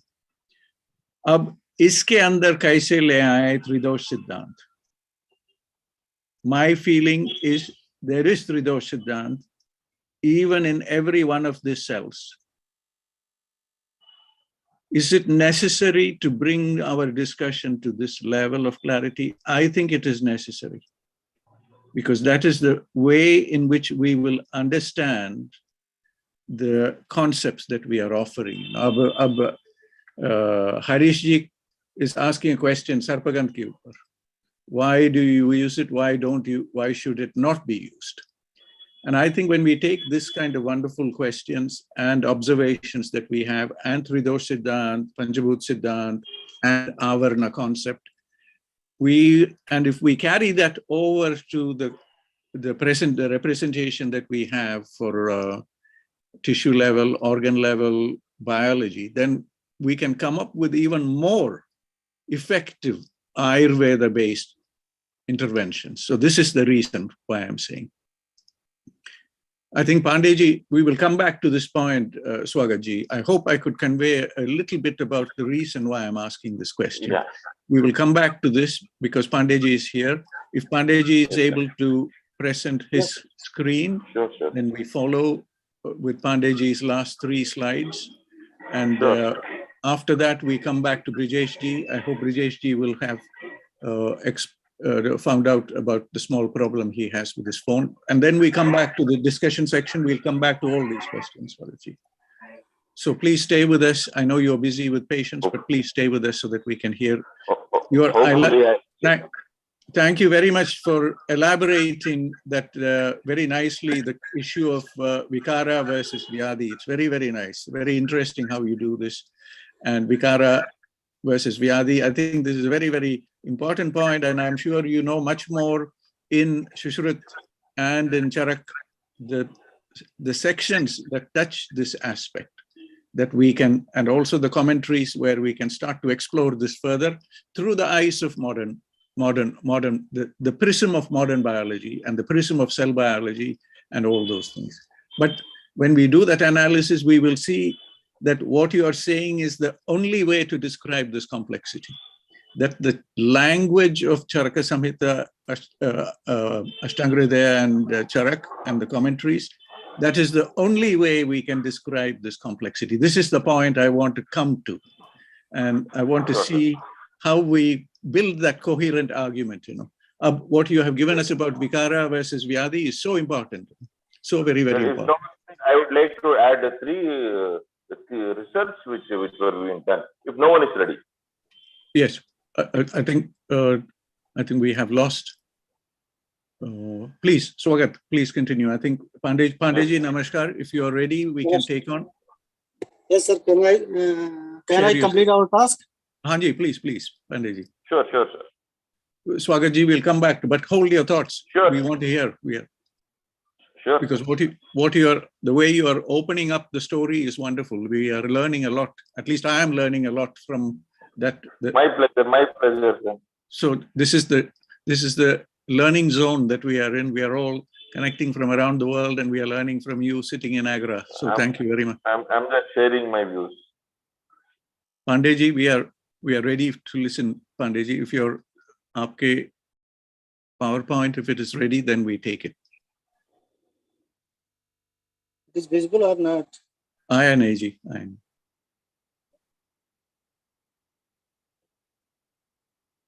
I am trying to explore. Going. But it is. Pandey ji, for saving our time, could we then continue to Mishra ji and then come back to you, Pandey ji, with your permission? Pawan Sharma sir, I just WhatsApp my PPT to you, sir. Please share it. Acha ji, Pawan ji. I can't able to share my phone right now. That's why, Pawan ji. Brijesh ji, thank you very much. Yes, sir. Pawan Sharma. Pawan ji, namaskar. Pawan ji might. जी मैं अपनी mail में share कर ले रहा हूँ sir. Yes, sir. अच्छा जी. Please, sir. Sir, in the meanwhile, I'll just comment. Swagath ji, please keep talking. There was a study which was conducted, and three groups were done. First group was given with the Sarpaganda, 500 mg BD with water. Second group was Takradara. Third group was Takradara and Sarpaganda. So the result, what happened is, the group of Takradara, 10% improvement was there. The group of Sarpaganda, 10%. Both groups, Sarpaganda and Takradara, 20% was the result in reduction in the hypertension. And next, there was one more study which was conducted, wherein they used, the concept was, the hypothesis was Manasika Bhavas. In that, they tried Kshiradhara, not Takradara, they went to Kshiradhara. And Kshiradhara and Brahmivoti, that is major Rasayana they used, that was the Brahmivoti what they gave. And in that, group A, that was the major Rasayana Voti, it was 33% improvement. And Kshiradhara, now the Dhara is the procedure, but the only drug change, Kshira, Takra. Group B was 30% improvement possible. And both combination, it was again 33%. What I say, why is this difference? Because I need to comment this. Someone just shared. I'll just close this word. Because Takra has some fermenting irritation, there may not be so much of, my presumption, there may not be so much of improvement with comparison to Kshiradhara. I'll come back to this later. Thank you. You are sharing a lot of valuable information. I wish Acharya ji was also here with us today, Acharya ji, to hear his wise words. Thank you. Mishra ji, namaskar ji. Thank you, sir. Thank you, sir. Your slides are there with us. Thank you, ji. Thank you. Welcome to the platform. Thank you for being with us, and thank you for sharing what you will be sharing with us in advance. Thank you, ji.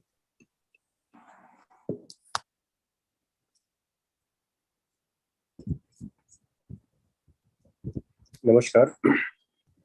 Om Gurur Brahma, Gurur Vishnu, Gurur Devo Maheshwara, Guru Sakshat Parabrahma, Tasmai Shri Guruve Namah. Thank you to invite me on this broad platform on the occasion of Hypertension Day. Can I move the slide? Thank you, sir. See, now at present, every person who are responsible with their families or in financial occasions, they have some types of blood pressure or hypertension. Now, blood pressure is a literal pressure exerted by the blood on the veins of the walls of the artery. Hypertension means high blood pressure is a long-term medical condition. I think it all happens and it has to be explained by Dr. Ajay Kumar Pandey, sir. So please go ahead. Next slide. Next slide. Yes, just back it. Okay. See, we can say that it's a silent killer, like sweet poison, and which is present in patients remain mostly in the asymptomatic.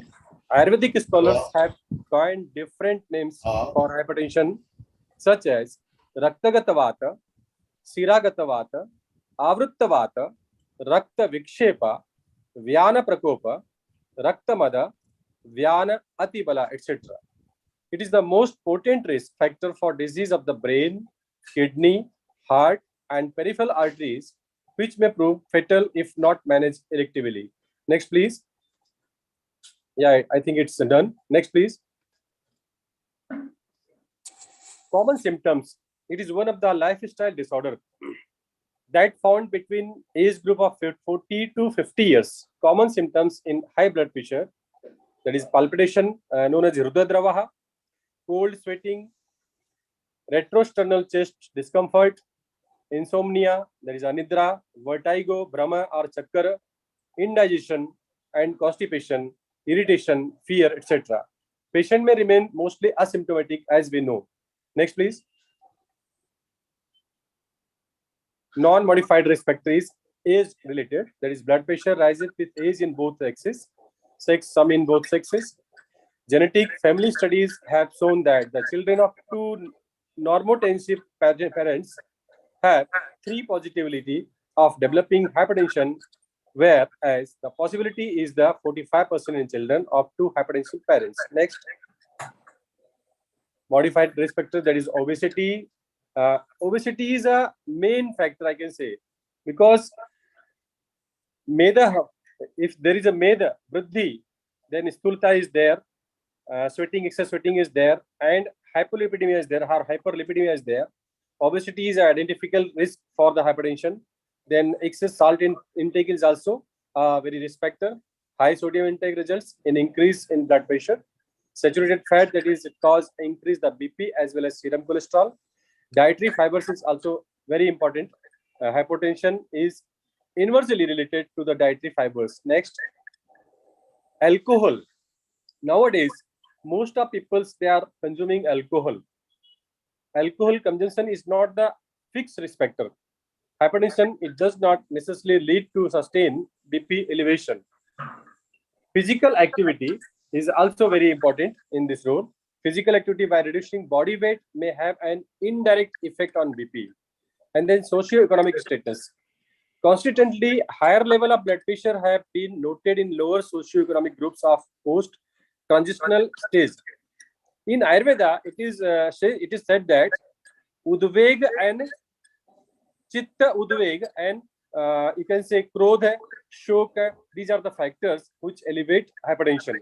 Etiological risk factors: high salt and spicy food, alcohol consumption, use of tobacco, low calcium and potassium intake, and psychological stress may vitiate pitta, vata, and rakta, while physical inactivity, dullness, and habitual intake of fatty foods are kapha and medo vardhaka nidanas. That is, etiological factors increases fat, quoted by Acharya Charaka in Sutrasthana, chapter 21, 4th number version. Family history is also very important, is due to Bija dosha. genetic factors. That is, most of these nidanas are mentioned together as Raktadushti Karana by Charaka in the Vidishonitiya Adhyaya and in the context of Pitta Rudroga. Next,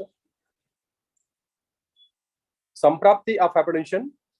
The pathogenesis of hypertension takes place at both physical and psychic level simultaneously, depending upon the dosha sammurchana. Agni dushti result in ama formation and subsequent dhatu dushti, that is rasa and rakta. This leads to khavaigunya, means obstructive pathology in channels. Yatra sangaha khavaigunyat vyadhi tatra upajayate. Where there is a khavaigunya, vyadhi will be automatically resolved. Obstructive pathology in the channel, the ama production results into strotorodha, that is obstruction of the channel. And you know that ati pravritti sangova shranam grantho pivaha, these four things are srotasam dukshi lakshanam, you can say, and thus partially blocked the normal rasa rakta circulation, which further vitiated vyanabayu. This obstructed vyanabayu leads to forcible blood pressure. As we know, the function of vyanabayu is a Yugupat sarvato ajasram dehe vikshipyate sada. Yugupat sarvato ajasram dehe vikshipyate means it is continuously doing its work. And when the obstruction of vyanabayu happen, then it leads to forcible blood flow in the blood vessels, causing increased resistance, that is known as increasing BP. Next, please. Pathology of hypertension in Ayurveda based on the modern view, that is, when due to the influence of risk factors, one or more of the different regulatory mechanisms of blood pressure gets hampered, causing the blood pressure to increase. Defects in renal sodium hemostasis causes decreased sodium excretion, leading to increased salt and water retention. This increases the plasma and extracellular fluid, this increasing the cardiac output. This is one mechanism which leads to hypertension. This may be understood as the pathology due to doshana of pitta and rakta due to ati, katu and lavana rasa sevana, means excess intake of pungent and salty items, according to Acharya Charak Samhita. Then pathology of hypertension. The other mechanism is increased function vasoconstriction due to impaired hormonal actions, leading to increased peripheral resistance. This may be understood as a pitta dushti due to endocrinal defects, impaired functioning of the autonomous nervous system, causing rise in the blood pressure, may be seen as dushti of vata. Acharya Sushruta has mentioned that vata dushti, and when there is a vata dushta, then rakta will also be vitiated. Blood vitiated by vata is both shighagami, fast moving, and askandi, that is hemodilution. Acharya Sushruta has told in Sutrasthana. Both these factors lead to changes in peripheral resistance. Hemodilution increases cardiac output, and a vata being ruksha, that is dry, and a shita in nature may cause stiffness of vessels, which increases peripheral vascular resistance and leads to hypertension. Next, prevention of hypertension. Primary prevention, that is nutrition, reduction of salt intake less than 5 grams per day, moderate fat intake, avoid high alcohol intake. As we know that there is a quote that is pathe satigadartha sikim aushad nishevanahi, pathe ashatigadartha sikim aushad nishevanahi, means primary prevention, you can say that is, if we take proper nutrition, then I don't think that there is need of drugs. And if we are not taking proper lifestyle, not doing this one things, not taking proper nutrition, then what is the need of the medicines? Next, please. Secondary prevention, aim is to be detect. Yes, weight reduction is also an important factor. Then exercise promotion, health education, and salt care. It is for primary prevention. Next, please. Secondary prevention, aim is to detect and control high blood pressure to affected individuals. First is early case detection. That is, early case detection is a major problem as population screening should be on a large scale. And treatment, the aim of treatment should be to obtain a blood pressure below 140/90 as per the age of the particular person. And ideally, BP should be 120/80. The compliance rate can be improved through education directed to patients, families, and the community. Management of hypertension. As we know, Panchakarma is a very important therapy in Ayurveda. We should do Abhyanga massage. Sarvanga Abhyanga with specially formulated oils helps to increase elasticity and flexibility. It corrects and enhances the blood flow in healthy manners. Next, please. Next. Vamana and Virechana is also a very important role. It is if the patient is having Uttama Bal and having mild or moderate type of hypertension without any other complications, then we can go for Sodhana or purification. Procedures like Vamana, Virechana can be advised according to Dosha Pradhanya. Basti is also play an important role. Basti therapy is especially designed for the Vata disorders. According to Dosha, Dushti and Rugnavala, Karma, Kala and Yoga Basti can be educated. Next, please. Rakta Mokshana, it is an important procedure which helps to normalize the blood viscosity and blood volume, thus helps to maintain normal BP. Drugs for hypertension. First drug is Sarpaganda, as it is a very common drug in Ayurveda, which is commonly used in, I think, every formulations for the hypertension. There is a Sarpaganda because its rasa is a tikta, guna, ruksha, virya, ushna, and vipaka katu. That is, dosha karma is a kapha vata shamaka. The drug Sarpaganda is a cardiopresent, hypotonic, and sedative. It is used in hypertension, insomnia. Sarpaganda is included as in Aparajita Gana, which is indicated in mental disorders. Sarpaganda is the derived alkaloids have a direct effect on hypertension and are widely used in preparation of medicine. Extracts of Sarpaganda, that is Rauwolfia serpentina, is also helpful in curing other diseases such as fever, malaria, etc. etc. Next, please. Jatamasi is also one of drug, which is an excellent drug for hypertension. That is because of its guna, there is Laghu and Shnigdha, Rasa Tikta, Kashaya and Madhura, Vipaka Katu, Virya Shita, and its prabhava is Manas Doshahar, antidepressant, you can say. It will be used in Madhya, Nidra Janana, Anulomana, Hrudaya Valya, Rakta, Bharaniyamaka, and Mrudu Virechana. Next, please. Then Dhamasa is also one of drug. Its ras is Madhura, Katu, Tikta, Kashaya, Guna, Laghu, Sara, and Shita Virya, Vipaka Madhura, Karma, Kafahara, Medohara, Pittahara, and Vatahara. Dhamasa, that is Medha, Moha, Medohara, rich in ascorbic acid and anti-inflammatory. So we can use for hypertension also. Next, please. Ashwagandha, as we know that it's a natural steroid in Ayurveda herbal drugs, and it's a rasa is a katu, tikta, kashaya, guna, snigdha, laghu, virya, ushna, vipaka katu. Has anti-stress and anxiolytic activities. It works as an antidepressant, enhancing 5-HT neurotransmission, and omega-3s promote transmission of the chemical messengers that facilitate communication between nerve cells and are associated with emotional stability, that is serotonin, and positive emotions, that dopamine. Further, it also affects brain-derived neurotrophic factors, which encourages synaptic plasticity, provides neuroprotection, enhances neurotransmission, and has antidepressant effects. Bithynia somnifera has mildly sedative and anabolic activities, and it is useful in stress, strain, so it is effective in stress-induced hypertension. Next, please. Sariva is also an excellent drug for this. Rasa is a Madhura, Vipaka Madhura, and Guna, Snigdha, Guru, Virya, Shita. Sariva is well known for its antioxidant and anti-inflammatory activity. The initial step is atherosclerosis occurs by enhanced endothelium, platelet interactions induced by hypercholesterolemia, mediated by on relevant factors.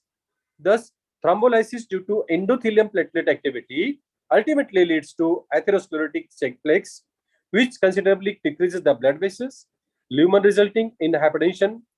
Methylolic extracts of roots, delayed plasma, recalcification time, and enhances the release of lipoprotein lipase enzyme.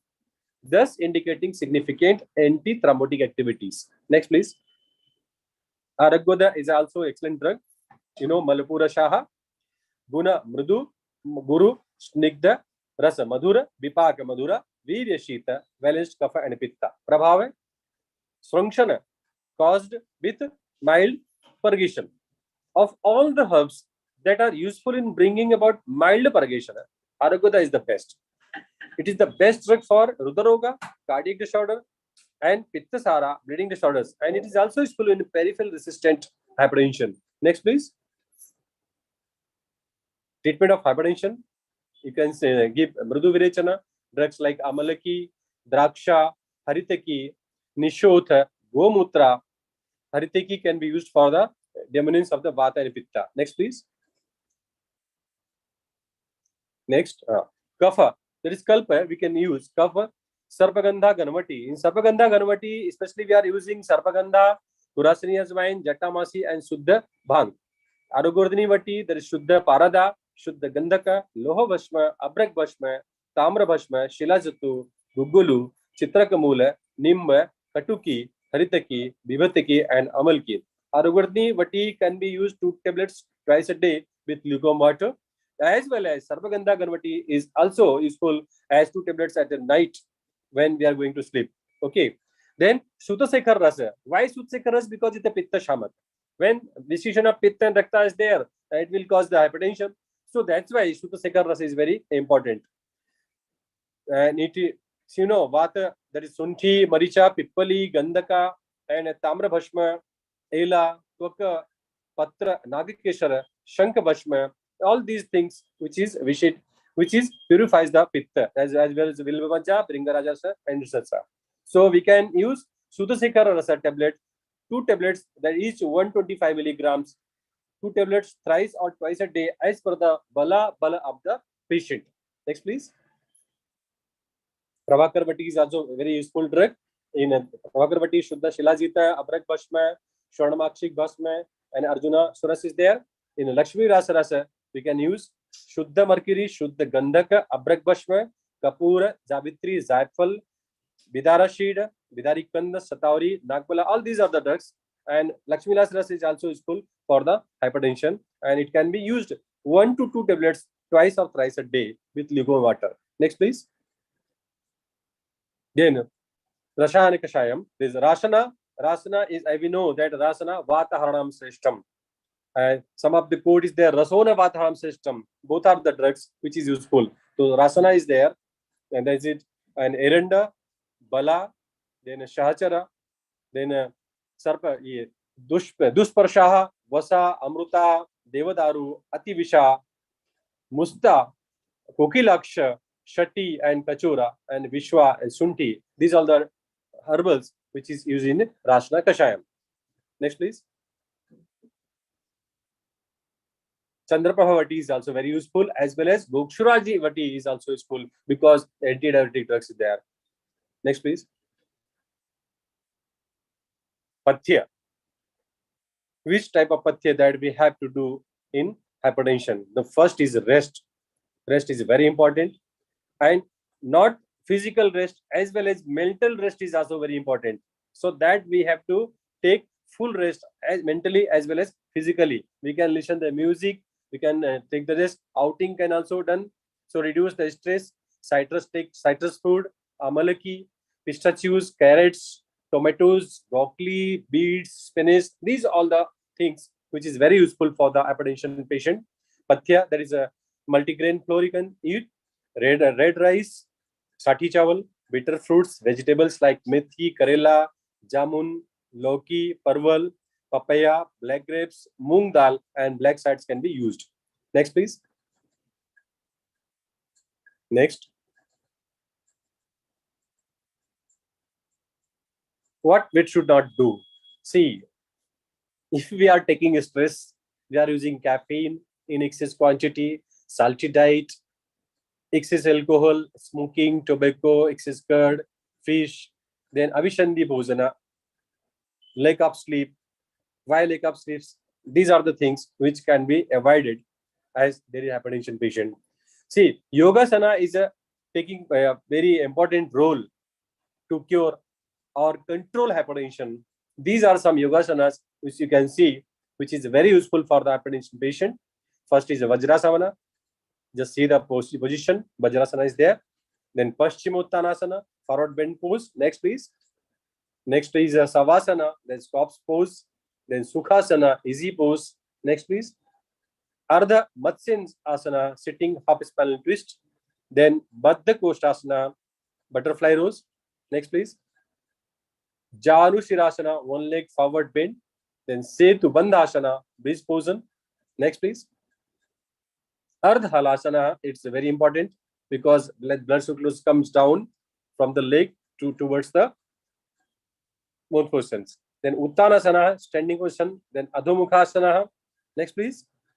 Adhomukha Savasana, pranayama for hypertension. There is Kapalabhati, Anuloma Viloma, Rastrika, Brahmari, and Shitali. These pranayam is also very important for the hypertension patient, but it should be done with a proper yogacharya. In the caution of the hypertension patient can't do alone.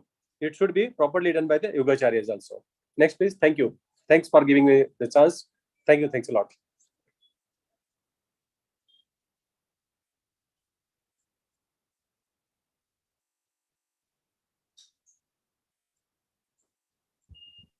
आप mute है sir. Excellent, excellent, Brijesh ji. Thank you, sir. You have compiled everything you have covered. Madam sir.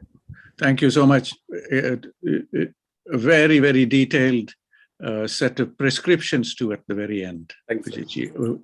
I think we have Pandey ji is here with us, but before we give the floor to Pandey ji just to finish his last few slides, I want to leave you with one question. The question is the same that I asked Swagath ji, that in Jamnagar we now have a big global focus that's coming through. And all the explanations that we have in our texts are a holistic description of looking at the body in its holistic way and the external also in a holistic way. The world has somehow been led to believe that you can treat all diseases with single chemicals. And that is an incorrect perspective, but it's unfortunate. Now, our challenge is to move the discussion away from that unfortunate predicament that we have in that everything can be solved with one chemical. We want to move that mindset from there to what we are saying, that this is a complex problem. It's a very complex system, and we need to look at it differently. Now, the difficulty I have is how we will make that bridge between these two groups. They have achieved something through many years of whatever work they have done. And we have 5,000 plus years of legacy in this space. Now, how are we going to engage here? How are we going to change the mindset?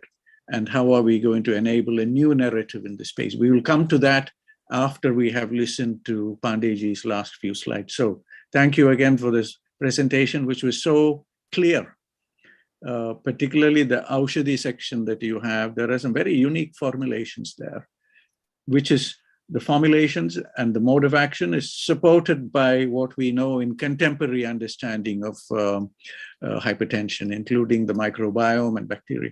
But how do we make the dialogue happen? Where is that flexibility? We'll come back to this. Pandey ji, namaskar. Namaskar, sir. Namaskar ji. Aapka. Yes, sir. Please let us continue. I am trying to explain. हाँ जी. आपके शायद last 3-4 slide जो रह रहा है उसको थोड़ा देख के, and then we will open the floor for discussion क्योंकि there are many exciting points that are coming through. Yes, sir. हाँ जी, आ गया. Thank you ji, thank you. इसको थोड़ा presentation mode में करें तो ठीक रहेगा. It is visible or not? हाँ जी, आ गया. Thank you so much. Thank you for rejoining us after that small glitch. Thank you.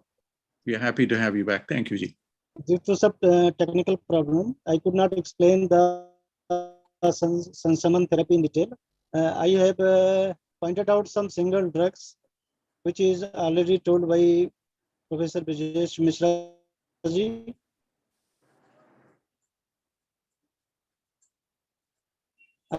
I am discussing some compound formulation which is used in clinical practice for the reserpine and serpentine. Reserpine is one of the important constituents, but this drug is not very useful in case of pregnant ladies. And for its prolonged use, it is better to try to continue monitor the other consequences of reserpine during the use of Sarpaganda vanabati. Though it is Brahmi bati is also very important one for calming down the mental stress and strain. Prabhakar bati, it is useful in hypertension of cardiac virgin. It not only normalizes the cardiac functioning, but also imparts some significant role in the management of hypertension. Arjuna Rist, Praval Pishti, Swet Parpati. Swet Parpati is also an important drug which is useful in our classical text. It is diuretic in nature. And the hypertension of renal virgin, the Swet Parpati is a drug of choice from our sides. Nagarjuna Ras, Hridayana Ras, Mukta Bhasma, Jahar Mohra, and Akik Pishti. These are some compound formulation which is used in clinical practice of Ayurveda by Ayurvedic scholars. Regarding modern antihypertensive drugs, and it should be avoided, like in pregnancy. Angiotensin converting enzyme inhibitors are avoided. ARB is avoided. Beta blockers are avoided, and diuretics is also avoided in cases of pregnancy. In diabetes mellitus, diuretics and beta blockers is avoided. Angina pectoris, some vasodilators are avoided. Bronchial asthma and peripheral vascular disease, the antihypertensive drugs, beta blockers, either it is sotalol, tinolol, pindolol, metoprolol. This should be avoided in cases of bronchial asthma and peripheral vascular disease.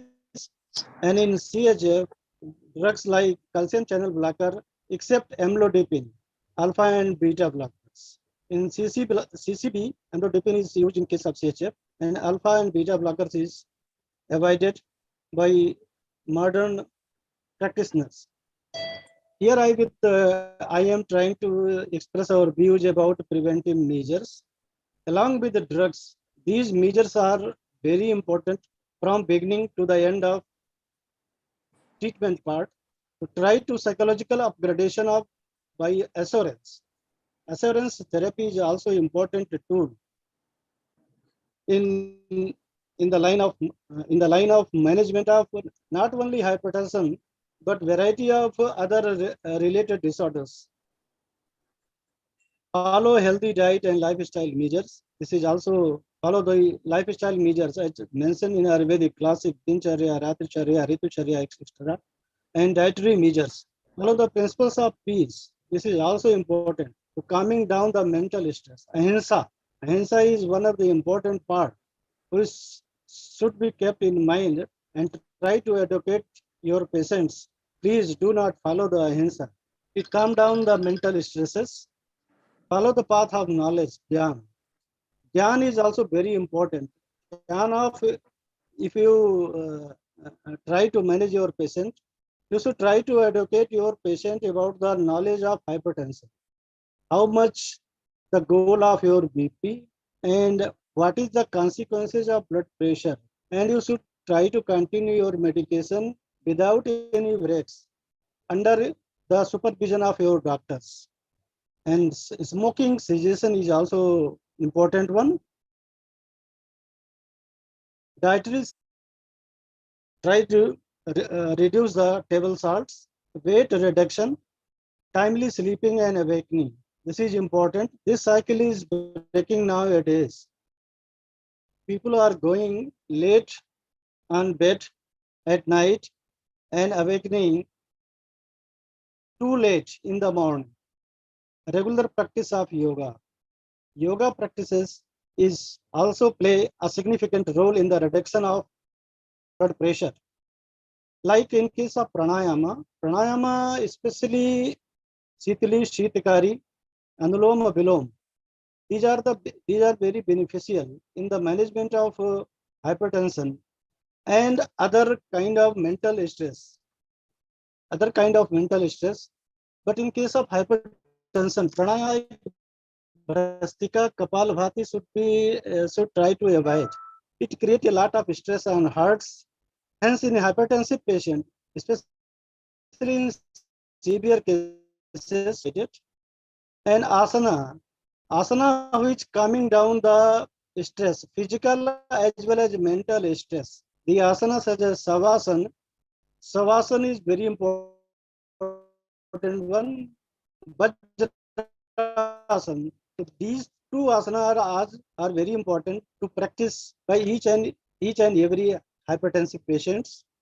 Finally, conclusion. We finally conclude that hypertension is a manageable disorder and is a psychosomatic hemodynamic disease of multifactorial pathology. It is not initiated by a single pathology. It is multifactorial pathology. Its genesis takes place due to dietary, environmental, and genetic errors. Genetic errors is also an important part. In Ayurvedic classics, variety of disorders are described as genetic inversion, like diabetes. The component of Bij Bhag and Bij Bhag Avayav is also disturbed in case of diabetes, Madhumeha, as well as in cases of obesity. The genetic component is also kept in mind at the time of diagnosis, pathogenesis, as well as treatment of disease. Lifestyle modification, stress management, and some drugs are essential for a maintenance of normal homeostasis and also blood pressure up to the stage of first. Our Ayurvedic drugs, like we can easily manage through Ayurvedic drugs, lifestyle measures, and by adopting yogic practices up to the stage first hypertension. Above all measures with Ayurvedic drugs emerge as a complete or adjuvant therapy in case of hypertension. Along with antihypertensive drugs, it is better to also use some Ayurvedic drugs for the controlling of its associated risk factors. With these few words, thank you all. Thank you all for patience hearing, and thanks the organizer for giving me an opportunity to interact with you, people like Tangabelu sir. Thank you, Ji. Pandey, thank you. We have also been watching your slides and learning so much. One point you have touched on in your very last slide, multifactorial pathology and etiology. This is very important. Now, first of all, before I open the floor to all who are here with us to raise, there are many questions that have come up. I want to thank all our speakers today for their very detailed and very enlightening presentation. So thanks to all. As I run through our chat box, I can see the questions here that have appeared. Some of them we have answered, some of them remain. So I can see comments that have come in from different people. We've touched on this issue of Vikara versus Vyadhi. Thank you to Swagath ji for explaining it so clearly. And there are several other comments. Now, Swagath ji, you were halfway through explaining something. We will wait to hear from you. In the meanwhile, Pandey ji, if I can request you to stop sharing your screen, then we will be able to follow on. Will you continue? Please, Swagath ji, please. I'm just waiting for Pandey ji just to stop screen share. Pandey ji, namaskar. Yes, sir. Oh, thank you, Pandey ji. Namaskar. Thank you, thank you. Pandey ji, so thanks, number one, thanks to Swagath ji, thanks to Pandey ji, thanks to all our contributors till now. The floor is open for discussions. First of all, Swagath, please continue with our with the point you were. The next research was the Yerenda Tailash Hodana, Virechana. Virechana with some Samshavanavati Churna, which was 4.5 grams, which included Sarpaganda, Arjuna, Brahmi, all these major drugs, and with that some Kavala Bhasma and Mukta Bhasma was added very minimum quantity. And in that, Shodhana, that is Virechana, showed 66% of improvement in patient, and whereas the plain Shamana drug showed 56% of improvement. This other study. So next study which was done is Yerenda Taila, Murchita Yerenda Taila and Shunti with Shunti Kashaya. And even that shows significant decrease in the hypertension, the blood pressure, with about and one more study which was conducted by Madhav Bagh, that is a very famous center for cardiac diseases. They have conducted with the Shunti and Brahmi Churna. Brahmi Churna is 66% in that, and 35% is Shunti. And even that shows very good significant result. About 70% of the patient got reduction in their blood pressure. These are some of the researches just I'm quoting. And if we continue to have our version of what can be the best drug which can be used in that purpose is for diuretics, as among the allopathic versions. In that diuretics, we can go with the Chandraprabhavati. Hello, can I hear you? We can hear you, Swagath, please. Yeah, Chandraprabhavati and Punarnava Mandura are plain Punarnava Churna or plain. Nowadays, single drugs are being there in the market. We can go with the Punarnava capsules. Whereas if you want to go to the beta blockers, we can choose Dasamula Kashaya or Dasamula Arista or Dasamula Ganavati. These are the best drugs. For calcium channel blockers, these are the alternatives I am giving. They are not calcium channel blockers in Ayurveda. They are the alternatives. That's all. Amalaki and Shilajitu, they act as the rasayana, and in old age patients, the linen is hampered and they have their benefit. As AC inhibitors, we can go for the Gokshura and Punarnava Churna, and there is also one study wherein Gokshura and Punarnava Basti was tried, and it shows the same effect as of the AC inhibitors.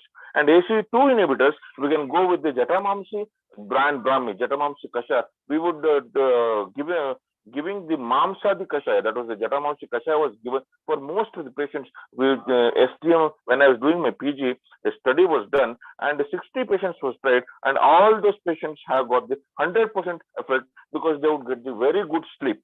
That is a sedative effect. It shows a vasodilation also. And major asanas is added in that. So this is how we can add these drugs depending upon the individual persons. And one more thing I want to quote our learned sir from Nagpur, Brijesh, I suppose. He was telling about Prabhakaravati. One main drug he left because Prabhakaravati is my thesis topic, Vamshalochana. Vamshalochana is the bamboo.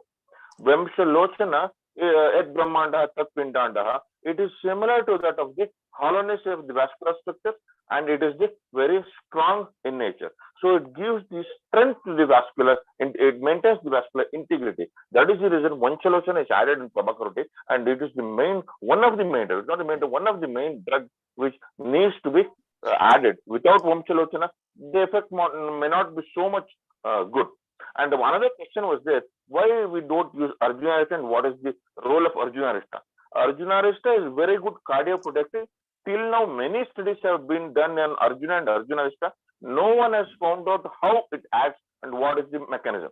There are isoprins and saponins are there, tannins are there, but it does the vasodilation, cardioprotective. It is overcoming AC inhibitors also. It is good beta blocker also. But it has calcium in it, and we cannot say it's a calcium channel blocker. But it has got multi-functional drug. As for the cardiovascular system is concerned, this is considered to be a multifunctional drug, but till date, the function is not known. The other question which was asked is, why we don't use Sarpaganda too much? Sarpaganda in much, if you, because hypertension is not curable as per till today. It is controllable. So one has to take in a continuous way. So if it is taken a longer day, the suicidal tendency in patients are more likely. So in order to not to take so much of risk, we don't prescribe Sarpaganda as an individual drug. Sarpaganda Ghanavati, which in combination with certain drugs, can be prescribed. Sarpaganda in lower doses can be prescribed with enhancing of the major drugs, because it enhances the major effect and it will relieve the suicidal tendency. So in that way, we can adopt the Sarpaganda, but Sarpaganda Churna or Sarpaganda in individual is a bit risky. Swagath, thank you so much. You have given us a lot of information here. Thank you for pointing to Madhavbagh studies. I have put in the chat box a little bit of information about the Charaka Samhita Research, Training and Skill Development Center. And this was a series of lectures, MS Begal Memorial Lecture Series, initiated 8th of September. And there are a series of lectures there, which are valuable to watch for all of us, so that when we go from our collective knowledge that is there in the Samhitas, and as we come into some of the contemporary needs, clearly there are some challenges, and I think we should be conscious of that, how to take the knowledge we are talking about and the points we are discussing, how to scale this up. Is it necessary to scale up? I think it is. Or even if it is scaling up Swastavrit, the knowledge, how to scale this up. I wish Dr. Baswati Bhattacharya was here with us today, because she has written a lovely book on everyday Ayurveda. And those are the kind of messages that I hope we can take our minds and take people to start to become a little more health conscious. The floor is open to I initially invite all our speakers just to comment. So thanks, Swagath, for your wonderful feedback and comments. Please stay with us, because we'll have many more questions that will turn up. Swagath, there is one question remaining on this chat box. This is also for you about Shonita Dushti. We want to come back to it, but please, because it's too complex a trait when we look at it in terms of Ayurvedic perspective and also in terms of modern biology perspective. We need to learn how to unpack this a little bit, but maybe hold it together as a collective thought. We'll come back to this one. Before we bring other speakers, just to comment.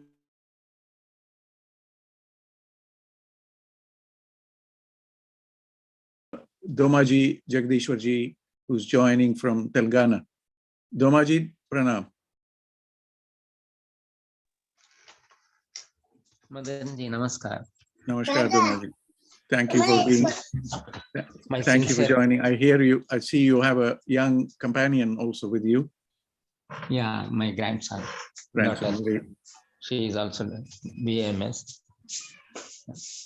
We want to, Domaji, have we touched on some points that resonate with your thinking about health for the rural people and health and well-being for the farming communities of India, the villages of India? Do we have something that seems like we can deliver to them, or which is the way ahead?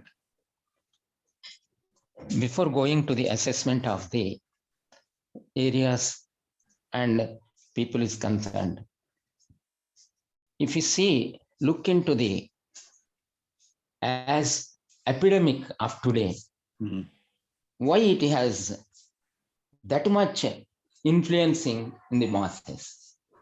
Of course, even today also, I say because I am not having data from rural to urban, but the thing is this, mostly maybe urban oriented disease, I can say. And moreover, it is much rampant in the section who are irregular of diet and thinking and addicted to. Addicted to does not mean that only alcohol. There are so many things. And at the same time, if you look into the problem of the hypertension of today, even not only hypertension, even thyroid problem is also has become a routine ailments in the life of an individual of today.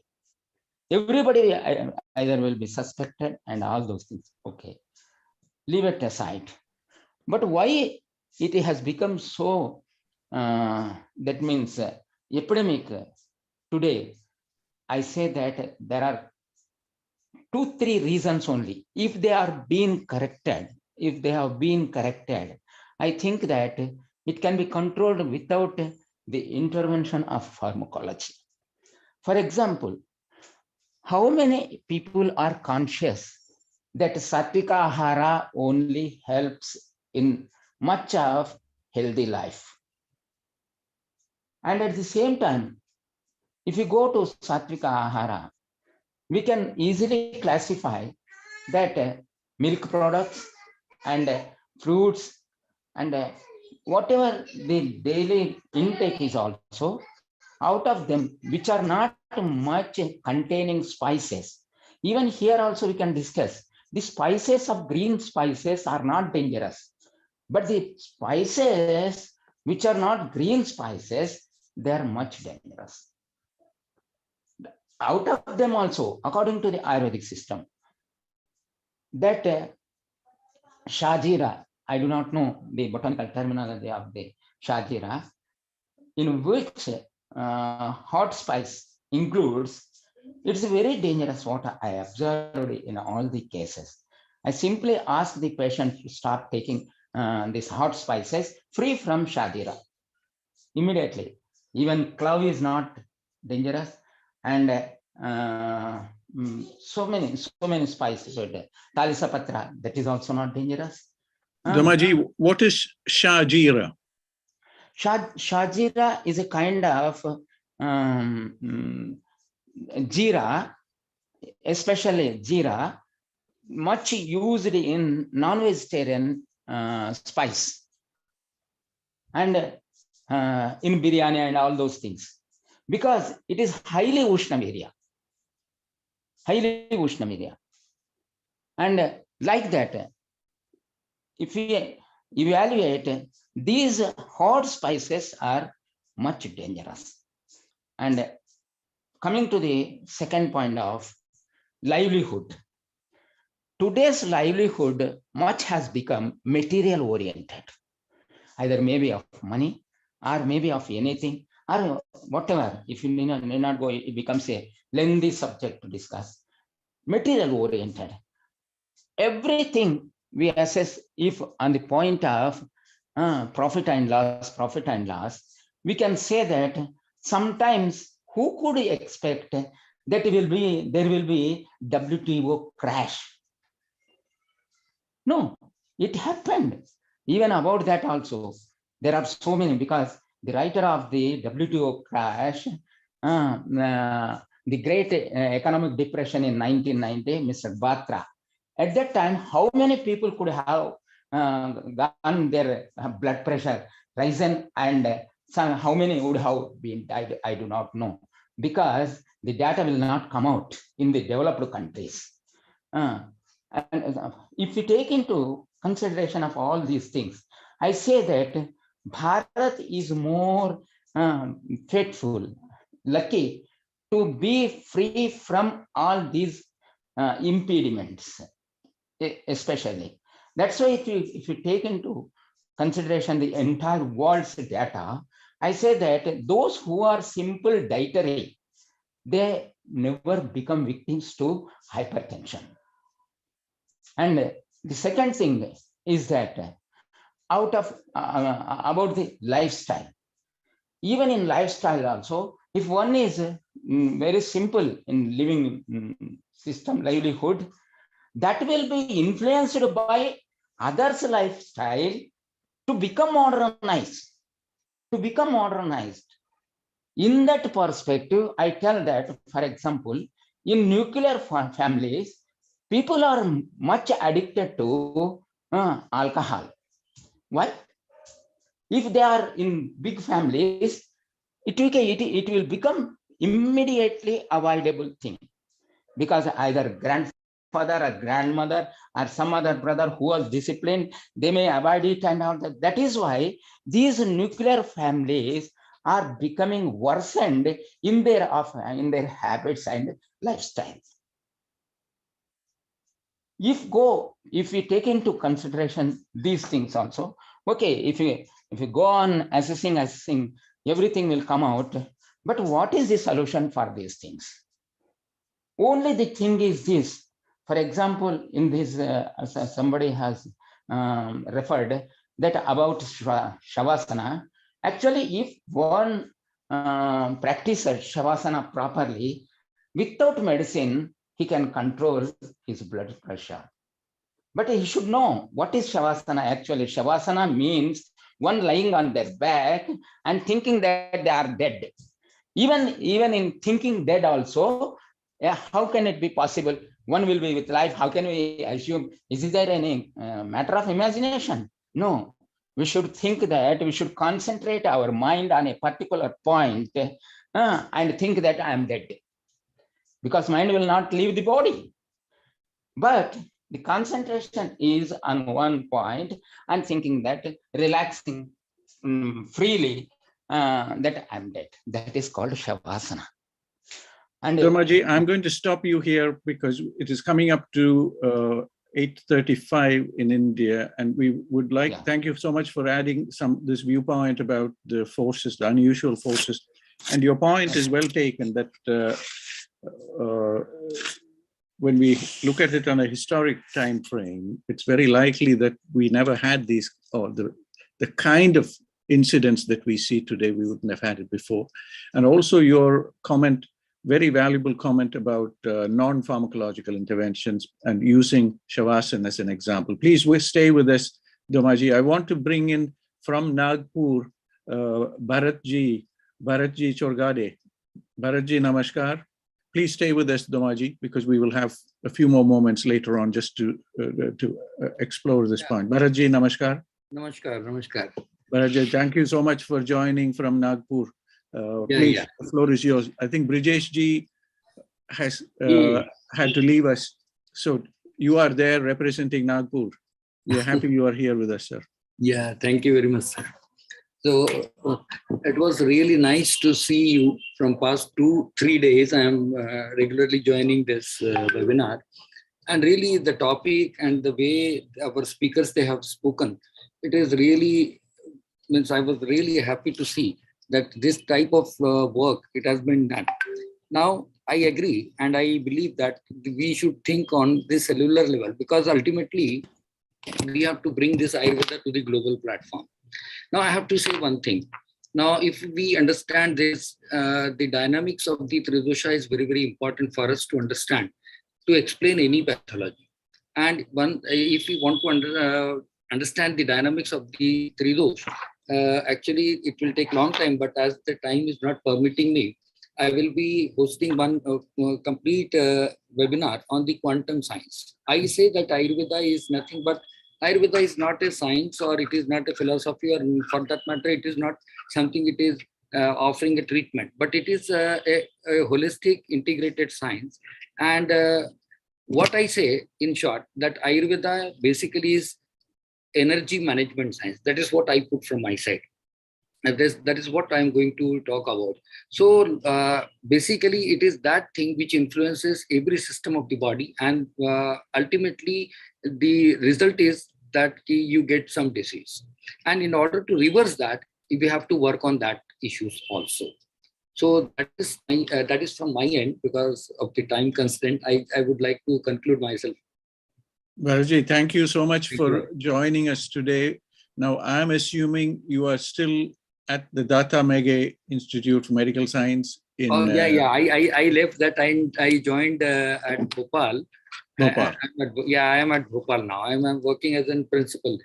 Thank you, Ji. Thank you so much for joining us today. We need help from you to keep this platform vibrant and alive, like what you have done today. Join us. It will be my pleasure. Join us as frequently as possible because we have so much to learn from you, Ji. Yeah. And thinking on quantum sciences and the connection, Pavanji will be organizing one event in the next few days, and we look forward to your contribution. I think Pavanji already has your contact details, so we look forward to your contribution.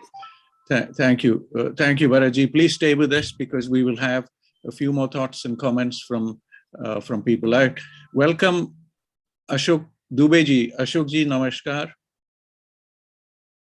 And if Ashok ji is unable to to activate his microphone, I want to see Jayesh ji, namaskar. Jayesh ji, we are so happy to. Jayesh ji. Thank you. Namaste, sir. Namaste. Okay, so Jayesh ji, I think we will just get a few words from Ashok ji, and then Ashok ji, namaskar. Ashok ji, namaskar. If Ashok ji is not able to join, Shubdeep Samanta ji. Oh, Ashok ji, namaskar. नमस्कार नमस्कार नमस्ते sir.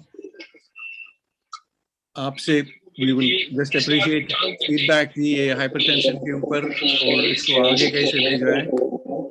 ये अगर आपकी तरफ से कुछ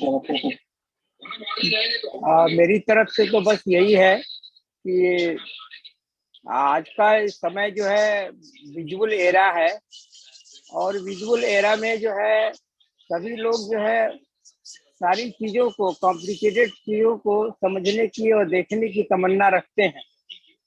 तो मेरे विचार से जितने भी आपके आयुर्वेद में जो त्रिदोष हैं या धातुएं हैं जिसके आधार पे हम लोग जो है कंक्लूड करते हैं कि कौन सा रोगी कौन से प्रकृति का नेचर का है, तो इसके लिए हम लोग प्रयास करें कि जो भी चीजें हैं वो एक आयुर्वेदिक डिवाइस के रूप में जो है हम लोग उसको इस्तेमाल करें। और त्रिदोषाज के लिए भी हम चाहेंगे कि उसका कोई आयुर्वेदिक डिवाइस हो जिससे कि लोगों को ये पता चल सके, फिजिशियन को भी पता चल सके कि भाई इसमें जो है आपका वात का रोगी है, पित्त का रोगी है या कफ का रोगी है, या उसके बाद जो है कितने जो धातुएं हैं सब धातुएं हैं, उस जो धातुओं के आधार पे जो हम लोग कंक्लूड करते हैं तो वो धातुओं को भी जो है हम लोग जो है डिवाइस के रूप में अगर कोई ऐसा इक्विपमेंट हम लोग जो है लॉन्च करें जनता के बीच में कि वो डिवाइस से क्लियर हो जाए, लोगों के बीच में ये चीज आ सके कि हाँ भाई ये फिजिशियन जो है हमको ये दिखा रहा है कि जो है ये हमको ये बीमारी है, ऐसी बीमारी है, इसको हम देख रहे हैं। तो ये एक ऐसा प्लेटफॉर्म अगर हम लोग करें तो ज्यादा बेटर होगा लोगों के बीच में लाने के लिए। तो आई थिंक कि ऐसी जो है सोच जो है होनी चाहिए और उसको जो डिवाइस जो हो it must be digitalized. Thank you Pandey ji. हमारे साथ पिछले प्रोग्रामों में थे पुणे से जोशी जी, अनिरुद्ध जोशी जी। अब अनिरुद्ध जी के पास है कुछ डिवाइसेस, रिसेंटली उसका थोड़ा मिनिएचराइजेशन भी कर दिया, रिस्ट वॉच जैसा। शायद we can think about those very important points that you have raised, और उसमें दवाइयों का इफेक्ट या other effects in the body, दिनचर्या ऋतुचर्या के ऊपर उस तरफ भी अगर सोच लगाएं। थैंक यू जी, thank you for joining us today Ashok ji. I will invite Shubdeep ji for a few words. Shubdeep ji, namaskar. Noise बहुत आ रहा है पीछे से। Shubdeep ji, namaskar. नमस्ते सर, नॉइस बहुत आ रहा है पीछे से। हाँ, मेरा बस ये कहना था कि आपका जैसा क्वेश्चन था कि जिस वे से हम आयुर्वेदा वाले अपना कोई भी कंसेप्ट को एक्सप्रेस करते हैं वो मॉडर्न वालों के लिए वो चीज अटपटा हो सकता है, या फिर उनको अलग ही वे लगेगा वो समझाने का, या फिर वो खुद समझेंगे नहीं उस चीजों को। तो जैसे हम बीएमएस के स्टूडेंट होकर के मॉडर्न का भी पढ़ते हैं और बीएमएस का भी पढ़ते हैं, तो हमको उनका शास्त्र मॉडर्न शास्त्र और बीएमएस हमारा खुद का शास्त्र, हम दोनों के वे ऑफ नॉलेज अलग अलग टाइप के हैं। बीएमएस का way of knowledge giving knowledge अलग है और मॉडर्न का नॉलेज देने का तरीका अलग है, उनकी टर्मिनोलॉजीज अलग है और हमारी टर्मिनोलॉजीज अलग है।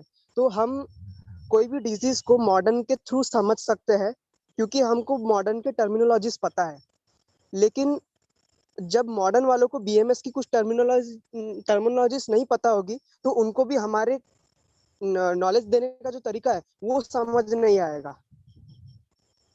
समझ गया जी, समझ गया। Thank you Shubhdeep ji. शायद Agnihotri ji will touch on this point, जो आपने जो उठाया पॉइंट अग्निहोत्री जी की तरफ से, इसकी I am sure he will raise this, he will discuss touch on this point जो आपने।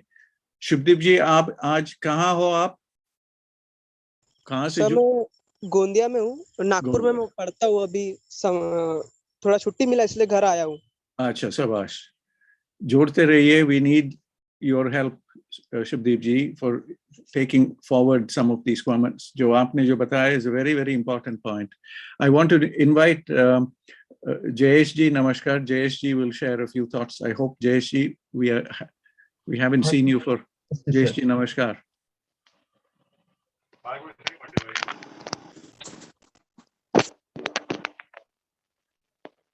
Hello. Jayesh ji, namaskar. Namaste. Thank you. Namaste. Sir, I have been listening the discussions. It have been really interesting. But somewhere I think that we need to go with the Ayurveda basic principle to treating the cause, Nidan. Many a time when we try to correlate everything with the modern line, we should not miss the basic points of Ayurveda. Because something which is diagnosed as anemia in the modern line will not be exactly in Ayurveda. Same like thalassemia and other diseases may fall under as Pandu Roga also. So I think sticking to our basic principles will be best.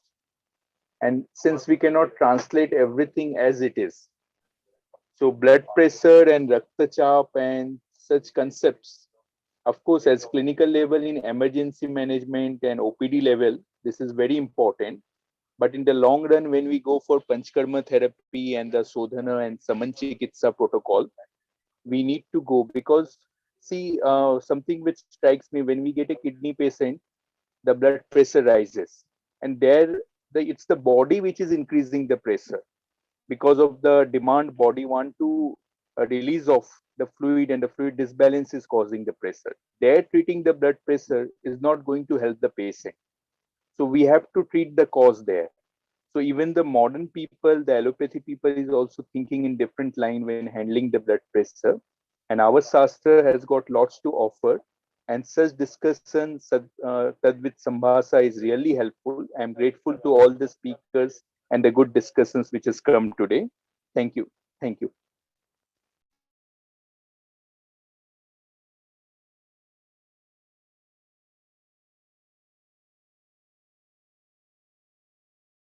Sir, please unmute. Sorry, Jayesh, my apologies. I was saying thank you for raising these points. I think Agnihotri ji will also come to this issue as we come to the concluding remarks. Jayesh ji, before you go away, one question for you. Dubey ji says we must have some devices, you know, and I think what Dubey ji is saying is if we have, because these concepts are very difficult for the common man to understand. When we say vat, pith, cough, kidney problems, etc., the common man cannot understand this. I think what Dubey ji is saying is if we have a small device that can be used as a visual indicator. Dubey ji ka comment is very, very important, that people are used, the common man wants to see something. Or aaj itna unit, 2 दिन के बाद ये दवाई लो, इतना आ गया आपका. So is that something which is still important? I think it is very important, but what is your... I definitely agree that we need something in the line of technology also. It's where it's the point where tradition and technology needs to have some alignment. Thank you. And that is the need of the time. But again, we have to be very cautious that self-diagnosis should not be something. If today people everybody starts doing self-diagnosis, then the line of treatment is also going to be self-medication. And that will be really disastrous for medical system. I personally think today patients come to our clinic with reports, and this is, see my reports, just balance the cholesterol triglycerides are high. They don't want to understand the food and the metabolism which is causing it. So, because when a medical person, he is studying since years and he is regularly into discussions and practice and experience. But a person when does self-diagnosis, it results into something very difficult. Now, let me give an example. During the COVID time, when we cannot see the patient in person, we used to ask the patient through WhatsApp or phone, what is the oxygen saturation, what is the BP. They used to self-measure. Now it happened, one of my case used to report that the BP is always high. I used to wonder why will it be high?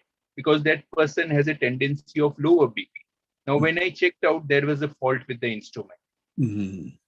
The same happens if you have a weigh machine and the weight machine shows a wrong reading, or if you read it wrongly, it will be a big dilemma.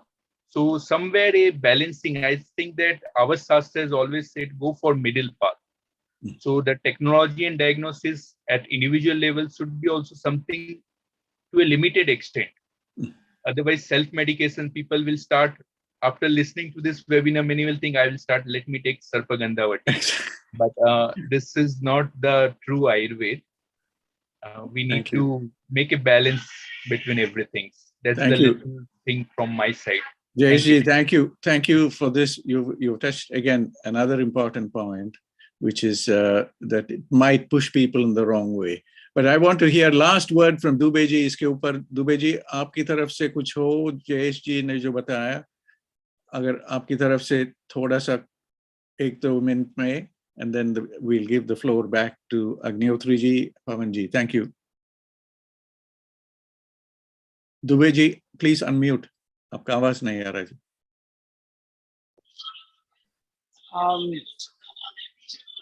पहली बात तो ये है कि for kind information, as per a drug rule,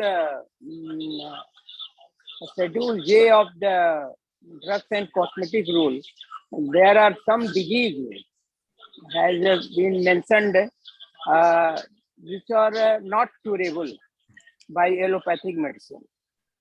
There are some, I mean to say 54 diseases and above. Clearly mentioned that not curable by allopathic medicine. In this list, hypertension is also mentioned. Diabetes, insomnia, insanity hai. There are so many diseases. तो आयुर्वेद के लिए एक challenge की बात होगी, अगर उसमें से अगर किसी भी एक मेडिसिन को अगर हम लोग जो है किसी भी एक रोग को हम अगर ठीक कर सकें, तो यह एक बहुत चैलेंज की बात होगी. जिस चीज को एलोपैथ में सरेंडर कर चुका है कि हम इसको अपनी मेडिसिन से नहीं कर सकते, ओनली मैनेजमेंट हम कर सकते हैं. अपना एक ट्रीटमेंट है, उसका मैनेजमेंट के आधार पे हम लोग उसको कर सकते हैं, बस नहीं होता, क्यूरेबल नहीं है. तो हम अगर इस चीज को, चैलेंज को अगर स्वीकार करते हैं और अपनी कोई ऐसी मेडिसिन प्रिस्क्राइब कर सकते हैं, दे सकते हैं, सिंगल मेडिसिन दे सकते हैं, तो फॉर बेटर होगा. और साइंटिफिक इंटरप्रिटेशन के साथ, क्लिनिकल ट्रायल के साथ. तो हमारा कहना है कि हम लोग उस चैलेंज को स्वीकार करें, उसमें से 2-4 जो डिजीज हैं उसको जो हम लोग करें. जिससे आज का जो सब्जेक्ट है हाइपरटेंशन का, ये भी उनके द्वारा ये डिक्लेयर्ड है कि it is not curable by allopathic medicine. तो ये हम लोग को चैलेंज हम लोग को स्वीकार करना चाहिए, और इसके लिए जो है हम लोग जो आगे बढ़े और अपना काम करें उसमें जो है. बढ़िया जी. I've just put just for a few seconds जो आपने शेड्यूल जे के बारे में जो बताया, I'm just putting this here कि इसमें 51 conditions हैं. These are the 51 conditions. और यहाँ पे है जी नंबर 25 में है high low blood pressure. Thank you ji. I have all these are according to the notification. It says a drug cannot make claims to treat or prevent any of the diseases or reform the conditions listed. Shabash. So thank you, Dubey ji. Thank you so much for raising this point, very important point, and I have put this in the chat box. We are coming up to 7 minutes to 9 o'clock Hindustan ki samay ke upar. So with those few words, number one, I thank all the speakers for contributing, excellent contributions, very, very valuable details we have learned today. And the ending comment, 2 or 3 comments that came, Jayesh ji and Dubey ji ka comment ki, wo make it visual, have some devices, bring technology to meet with tradition. Jayesh ji, thank you for that. Very important thing, technology meeting tradition. Or Dubey ji, finally, thank you for alerting us to Schedule J of the Drugs and Cosmetics Act 1940. And your point is very well noted. And we thank you for pointing us to the 51 conditions that are there to Schedule J. Thank you, Ji. Thank you very much. Your point and the reasoning is very, very wonderful. Thank you. I want to thank Domaji. I want to thank all our speakers. Bharatji, thank you so much for joining us today from Bhopal. And Shubdeep ji, thank you for joining us. With those few words, I put the floor back to Pavanji. Pavanji, namaskar.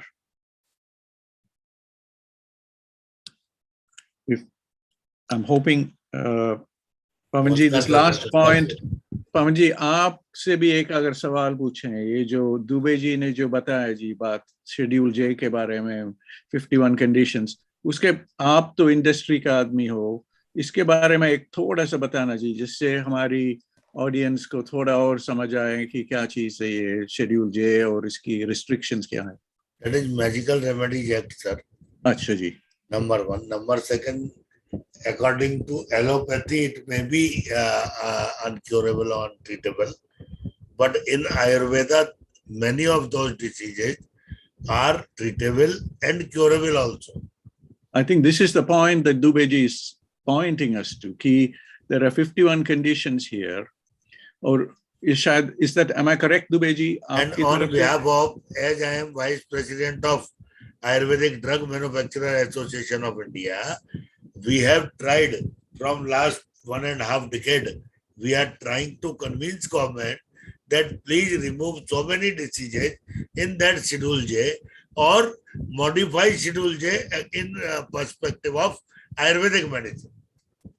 Does, Pavanji, ek sawal, does Schedule J come for Ayush drugs also, or is it only No, for it is not. It is only for allopathic drugs. Acha ji, acha. And since chapter 4 is related to allopathic as well as homeopathic. Achha, so that ki homeopathic medicine पर भी ये लागू हो सकता होगा schedule जी जो है, but Ayurvedic के ड्रग्स पे जो है शेड्यूल जी लागू नहीं होगा. अच्छा जी. It is clear. Dubey ji, बीच में आपका आवाज कटिया थोड़ा सा, एक बार और बताना जी ये चैप्टर 4 के बारे में जो आपने बताया. Chapter 4 is related to allopathic as well as homeopathic medicine. अच्छा, not for Ayurvedic medicine. Ayurvedic medicine has a separate chapter 4A. 4A, chapter 4A. Chapter 4A, which is related to Ayurvedic, Unani and Siddha drugs. Chapter 4A is AUS, अच्छा, Ayurveda, Unani, Siddha, AUS. अच्छा. Yeah. Dubey ji, इसके ऊपर शायद, I think Pavanji is holding a big event. Then also, sir, on behalf of Imami, because Imami is FMCG company, we have faced so many court cases where social organizations, NGOs have objected and filed a court case against company on Schedule J, Magic Remedies Act and Objectionable Advertisement Act. 3 acts are there. Dubey ji, please, could you elaborate on this? इसके ऊपर थोड़ा सा और बताना जी, ये जो पवन जी की बात के ऊपर. Unmute. हेलो. हाँ जी. Drugs and magic remedy act 1954 या अभी सबके लिए लागू है, लेकिन अभी रिसेंटली जो है drugs and magic remedy act से रिलेटेड कुछ जो मिसलीडिंग जो एडवर्टीजमेंट किए जाते हैं आयुर्वेदिक मैन्युफैक्चरर के द्वारा, उनके लिए जो है आयुर्वेदिक में जो ड्रग्स का जो चैप्टर है, जो आयुर्वेदिक का जो चैप्टर है, रूल्स है, उसमें इंक्लूड कर दिया गया है आपको रेमेडी एक्ट का जो है, स्पेशली इन ड्रग्स में रखे हो।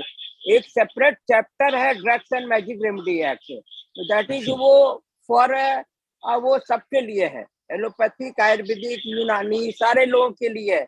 बट अभी रिसेंटली जो है उसको जो मिसलीडिंग हो रहे थे एडवर्टीजमेंट के लिए, तो अभी आयुर्वेद के ये चैप्टर 4 में ही जो है इसको इंक्लूड कर लिया गया है रिसेंटली जो है, कि अब जो भी अगर जिसको अगर एडवर्टीजमेंट करना है प्रिंट मीडिया के द्वारा, तो फर्स्ट ऑफ ऑल जो है आयुष मंत्रालय से उसको परमिशन लेना पड़ेगा। मतलब भारत सरकार की जो मंत्रालय है आयुष के, तो वहां से उसको परमिशन लेना पड़ेगा, ले करके तभी आप उसको जो है अपना व्यवहार कर सकते हैं।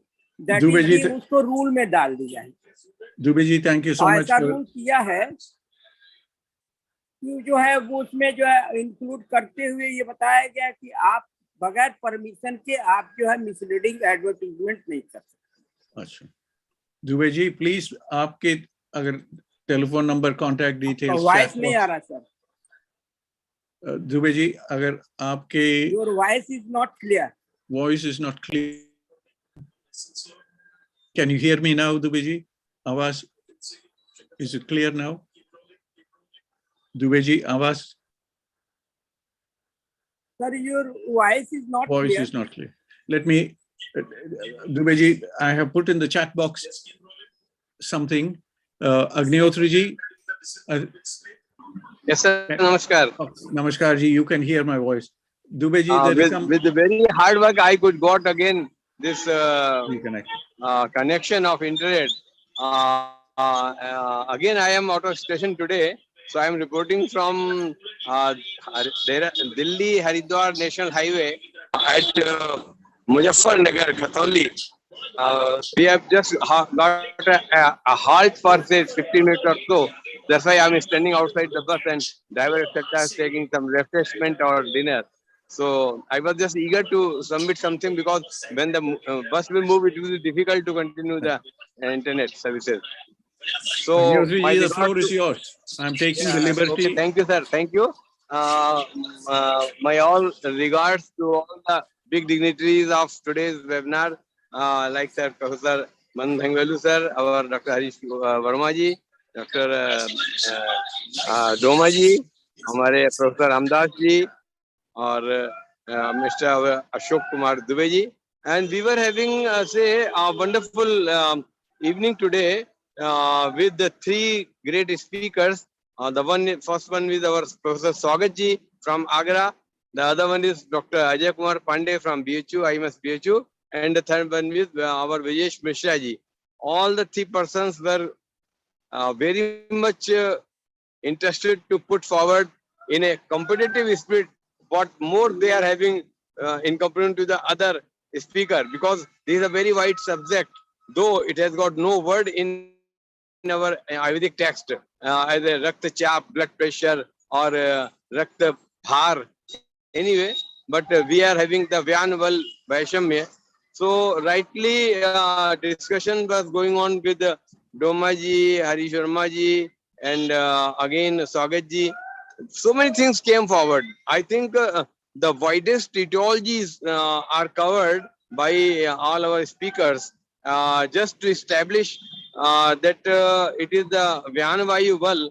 When it gets vitiated or hampered, it affects in a form of the say blood pressure exerted over the blood vessels when it is been measured with all its normal conditions like 120 by 80 systolic by diastolic against the mercury column, minimum mercury column. But these are the very essential or initial things which BMS or MBBS doctors are been given the knowledge during their first year itself or first semester. Here it is a great discussion of the great say scholars. So here becomes a problem. What I feel that etiology of varied known or unknown reasons affect the body's circulating blood, which ultimately results in the form of high blood pressure in the terms of the modern medicine.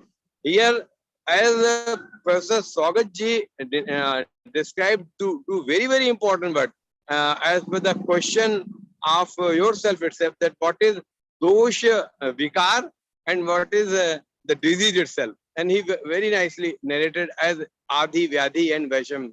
As far as the Vaisham is concerned, he told then where as long there is no symptom and it is affecting to the Vikaro Dhatu Vaishamya.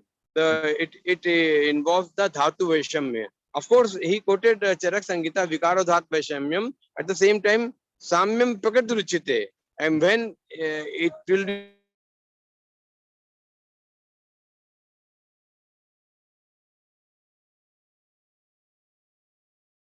Apologies, we have lost Agnihotriji.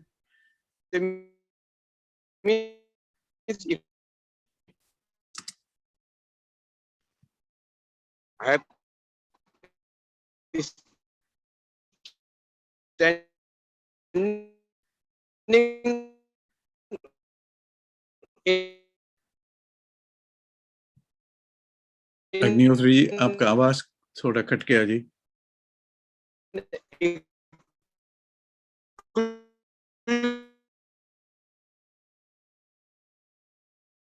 Oh, we have lost Agnihotriji again. There's some problem with the telephone internet connection there. So shall we wait a few more minutes or a minute or two for Agnihotriji to join us? Because the point of Vyanavayu vitiation is a very important one. Maybe we will wait for a few moments to see if Agnihotriji can join us from on his way back from Gurgaon to Haridwar and connecting to us from Muzaffarpur. Jayesh, while we wait for Agnihotriji is back. Agnihotriji, namaskar. Kat gaya ji beech mein. Unmute karo ji, unmute. Yes, it was a network connection. Again, I got the connection. So now our bus is just going to start. The disease as such, when it comes with the symptoms, it is defined as disease. Anyway, our most important etiology is like this: either the cerebral problem, cardiac problem, or this renal problem. One of the questions was also put by Hema Malini. I was just seeing the chat box, and she was asking that any person will tell me the role of Arjuna is to the hypertension patients. Yeah. So our submission in that way also, I was just listening that one, reading that one. I feel that usually if hypertensive persons are having the diabetes also, if they are suffering from the higher sugar, then since Arjuna is also made up of with the Jaggery, so the presence of Jaggery itself will not be it will stick not to use the Arjuna. Though Arjuna itself is cardiotonic, it can be given in that way. So that was the answer for her question. So I was telling that mental etiology be covered with the help of the Ashwagandha. Cardiac etiology will be covered with the help of the Muktavati or Arjun. And renal etiology may be covered with the Gokshur or say Gokshuradi Ugulu or Baran Shukru Kashai. But at the same time, the other etiologies nowadays in the modern terminology like obesity due to thyroidism or due to liver disorder, cholesterol raise. So in that cases, this Rasoon, I was listening that one. That by Dr. Ajay Pandey was telling that preparation like Arjun Sheerpak or Rasoon Bati or Rasoon Kalk, that will be of great value. So it depends that a thorough investigation if we will be having along with the association of age. Otherwise, it was said that under 40 there was no existence of said to be this hypertension. But because the stressful life today, as he was talking that Hari Bari and Curry, So in that way, I think any person of any age, say sometimes it is said that say 5 years kid is not having a mood nahi hai, or he was not having a mood up to the mark simply because something has not done according to his own taste or his favor. So it is also necessary to give a cup of simple plain water, cold water, so that mood elevation with the help of some cooling effect. So goes the case with the ladies overworking day-night services.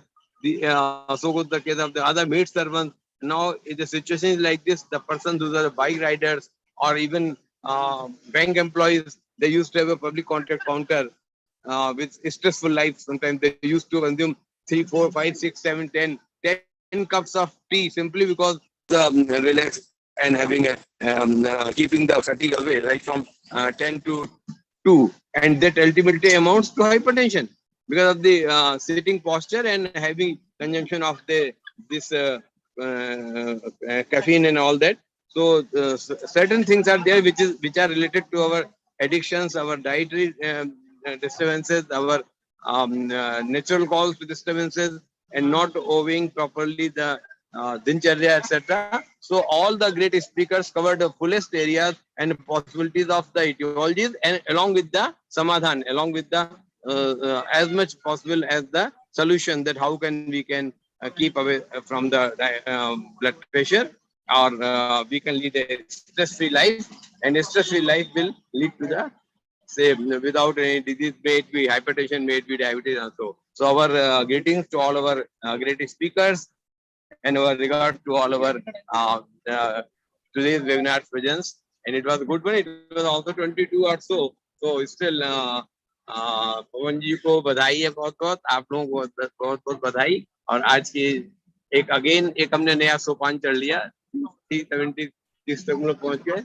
So thank you very much, and over to Professor Vandan Sharma ji. Vandan Sharma ji. Agnihotri ji, namaskar. Thank you so much for pointing to some very key aspects of management of this problem. और आपने जो बताया, I'm just putting यहाँ पे, I'm putting 2 references here ji. Pediatric hypertension, or maybe Pavanji will next year when we come for Hypertension Day, Pavanji will note about this pediatric hypertension and reasons for this pediatric hypertension, and the discussion will continue on.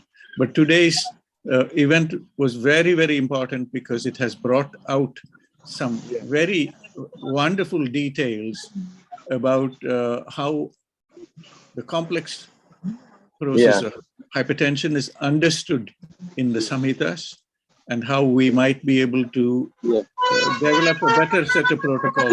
And thanks to Agnihotri ji for bringing us to a conclusion, even though he is on the road traveling from Muzaffarpur. Thank you, sir. And one very important point where the Jayesh Thakkar ji also pointed out that it is not necessarily necessary that we can translate all our Ayurvedic terms in English or for understandable to the modern medicine. Especially, they have got no near to word to Pranavayu itself. It's very difficult for them. We can say that it has got some kinetic energy which makes the blood flow. That may be defined in that way, but it's very difficult to put a at par synonym to other language, to our Sanskrit language. This Jayesh Thakkar put forward very interestingly, and I just missed to point it out, so I just add on this thing. Thank you, sir. Thank you. Agnihotri ji, last question before we go off. I want to put this in the domain of academia. Dubey ji has given us from the industry perspective, Schedule J, Chapter 4A. Agnihotri ji, yesterday also we touched on this point briefly about the MD level studies, etc. Do you think there is a need to put a 22nd century perspective on Vyanavayu? Definitely, I do hope so. When our Srimad Gita has been translated in highest number of world languages, so it depends that Sanskrit is always helpful to define with its etymological derivation in that upapatti and nishpatti will help to the other language learners and grammarians to make a one word befitting to a one Sanskrit term. They can go with the pratyay and upsarga, and with their etymological derivation, the things can be broken and its meaningfulness can be taken out, and that can be transferred to the other language. So it may be near to the original word of our Sanskrit language. Beautiful, I think so. Sir. Otherwise, the grammarians can better inform in this field. Beautiful, Ji. Beautiful. I hope Ramadas Ji is listening to us from Kerala, and I hope he will enlighten us about this point in discussions to follow. So with those few words, Pavanji, it is already 9:15 in India. Thank you again for bringing us together on this platform. Thank you, and good night to all. Thank you very much. Agnihotri ji कितने बजे पहुंच जाएंगे आप? Tomorrow. By 11, almost. अभी 2 hours run है अभी. अच्छा जी. From Muzaffarnagar, it is almost 85 kilometers. So by 11, I do hope that we will be inside our house. Thank you. Wish you a safe onward journey, and I hope you reach home safely. And we look forward to Thank you, sir. Thank you. Tomorrow on World AIDS Day, sir. Subject is Ayurveda for AIDS. Shabash. Pavanji. Thank you, sir. Thank you, Ji. Dubey Ji, Pranam Ji, good night, Shubhratri. Thank you for sharing about Shubhratri. Thank you. Shubhratri. Shubhratri Ji. Agnihotri Ji, safe travels, and we will meet. Doma Ji, good night. Good night. Good night. Thank you. Good night, everybody. Good night. Good night. Dubey Ji, please put your telephone number chat box में अगर हो सकता है तो, नहीं तो पवन जी से ले लेंगे. ये जो चैप्टर 4 के बारे में जो आपने उठाया उसके ऊपर थोड़ा और होनी चाहिए चर्चा, जिससे सबको पता चले कि क्या चीज है ये. Thank you. बढ़िया.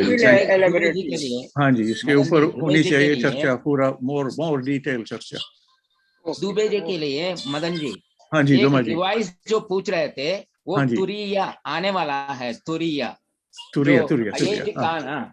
IIT कानपुर वालों ने डेवलप करे, वो त्रिदोष के ऊपर, तो वो तुरिया young we are aware. In our previous webinars, he was also present. At the same time, one another old person, I am forgetting his name, Pavanji knows well. These two people are developed in instrumental way to Tridosha and all these things to evaluate. Thank you. That is Thank in you, process, get approval also. And internationally, there is demand for their devices.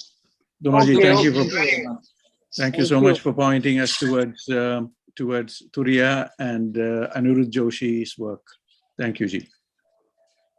Dubey Ji, good night. आप कहाँ से जुड़ रहे हो जी आज? I from Patna, Is Ayurveda Parishad Adhyaksh.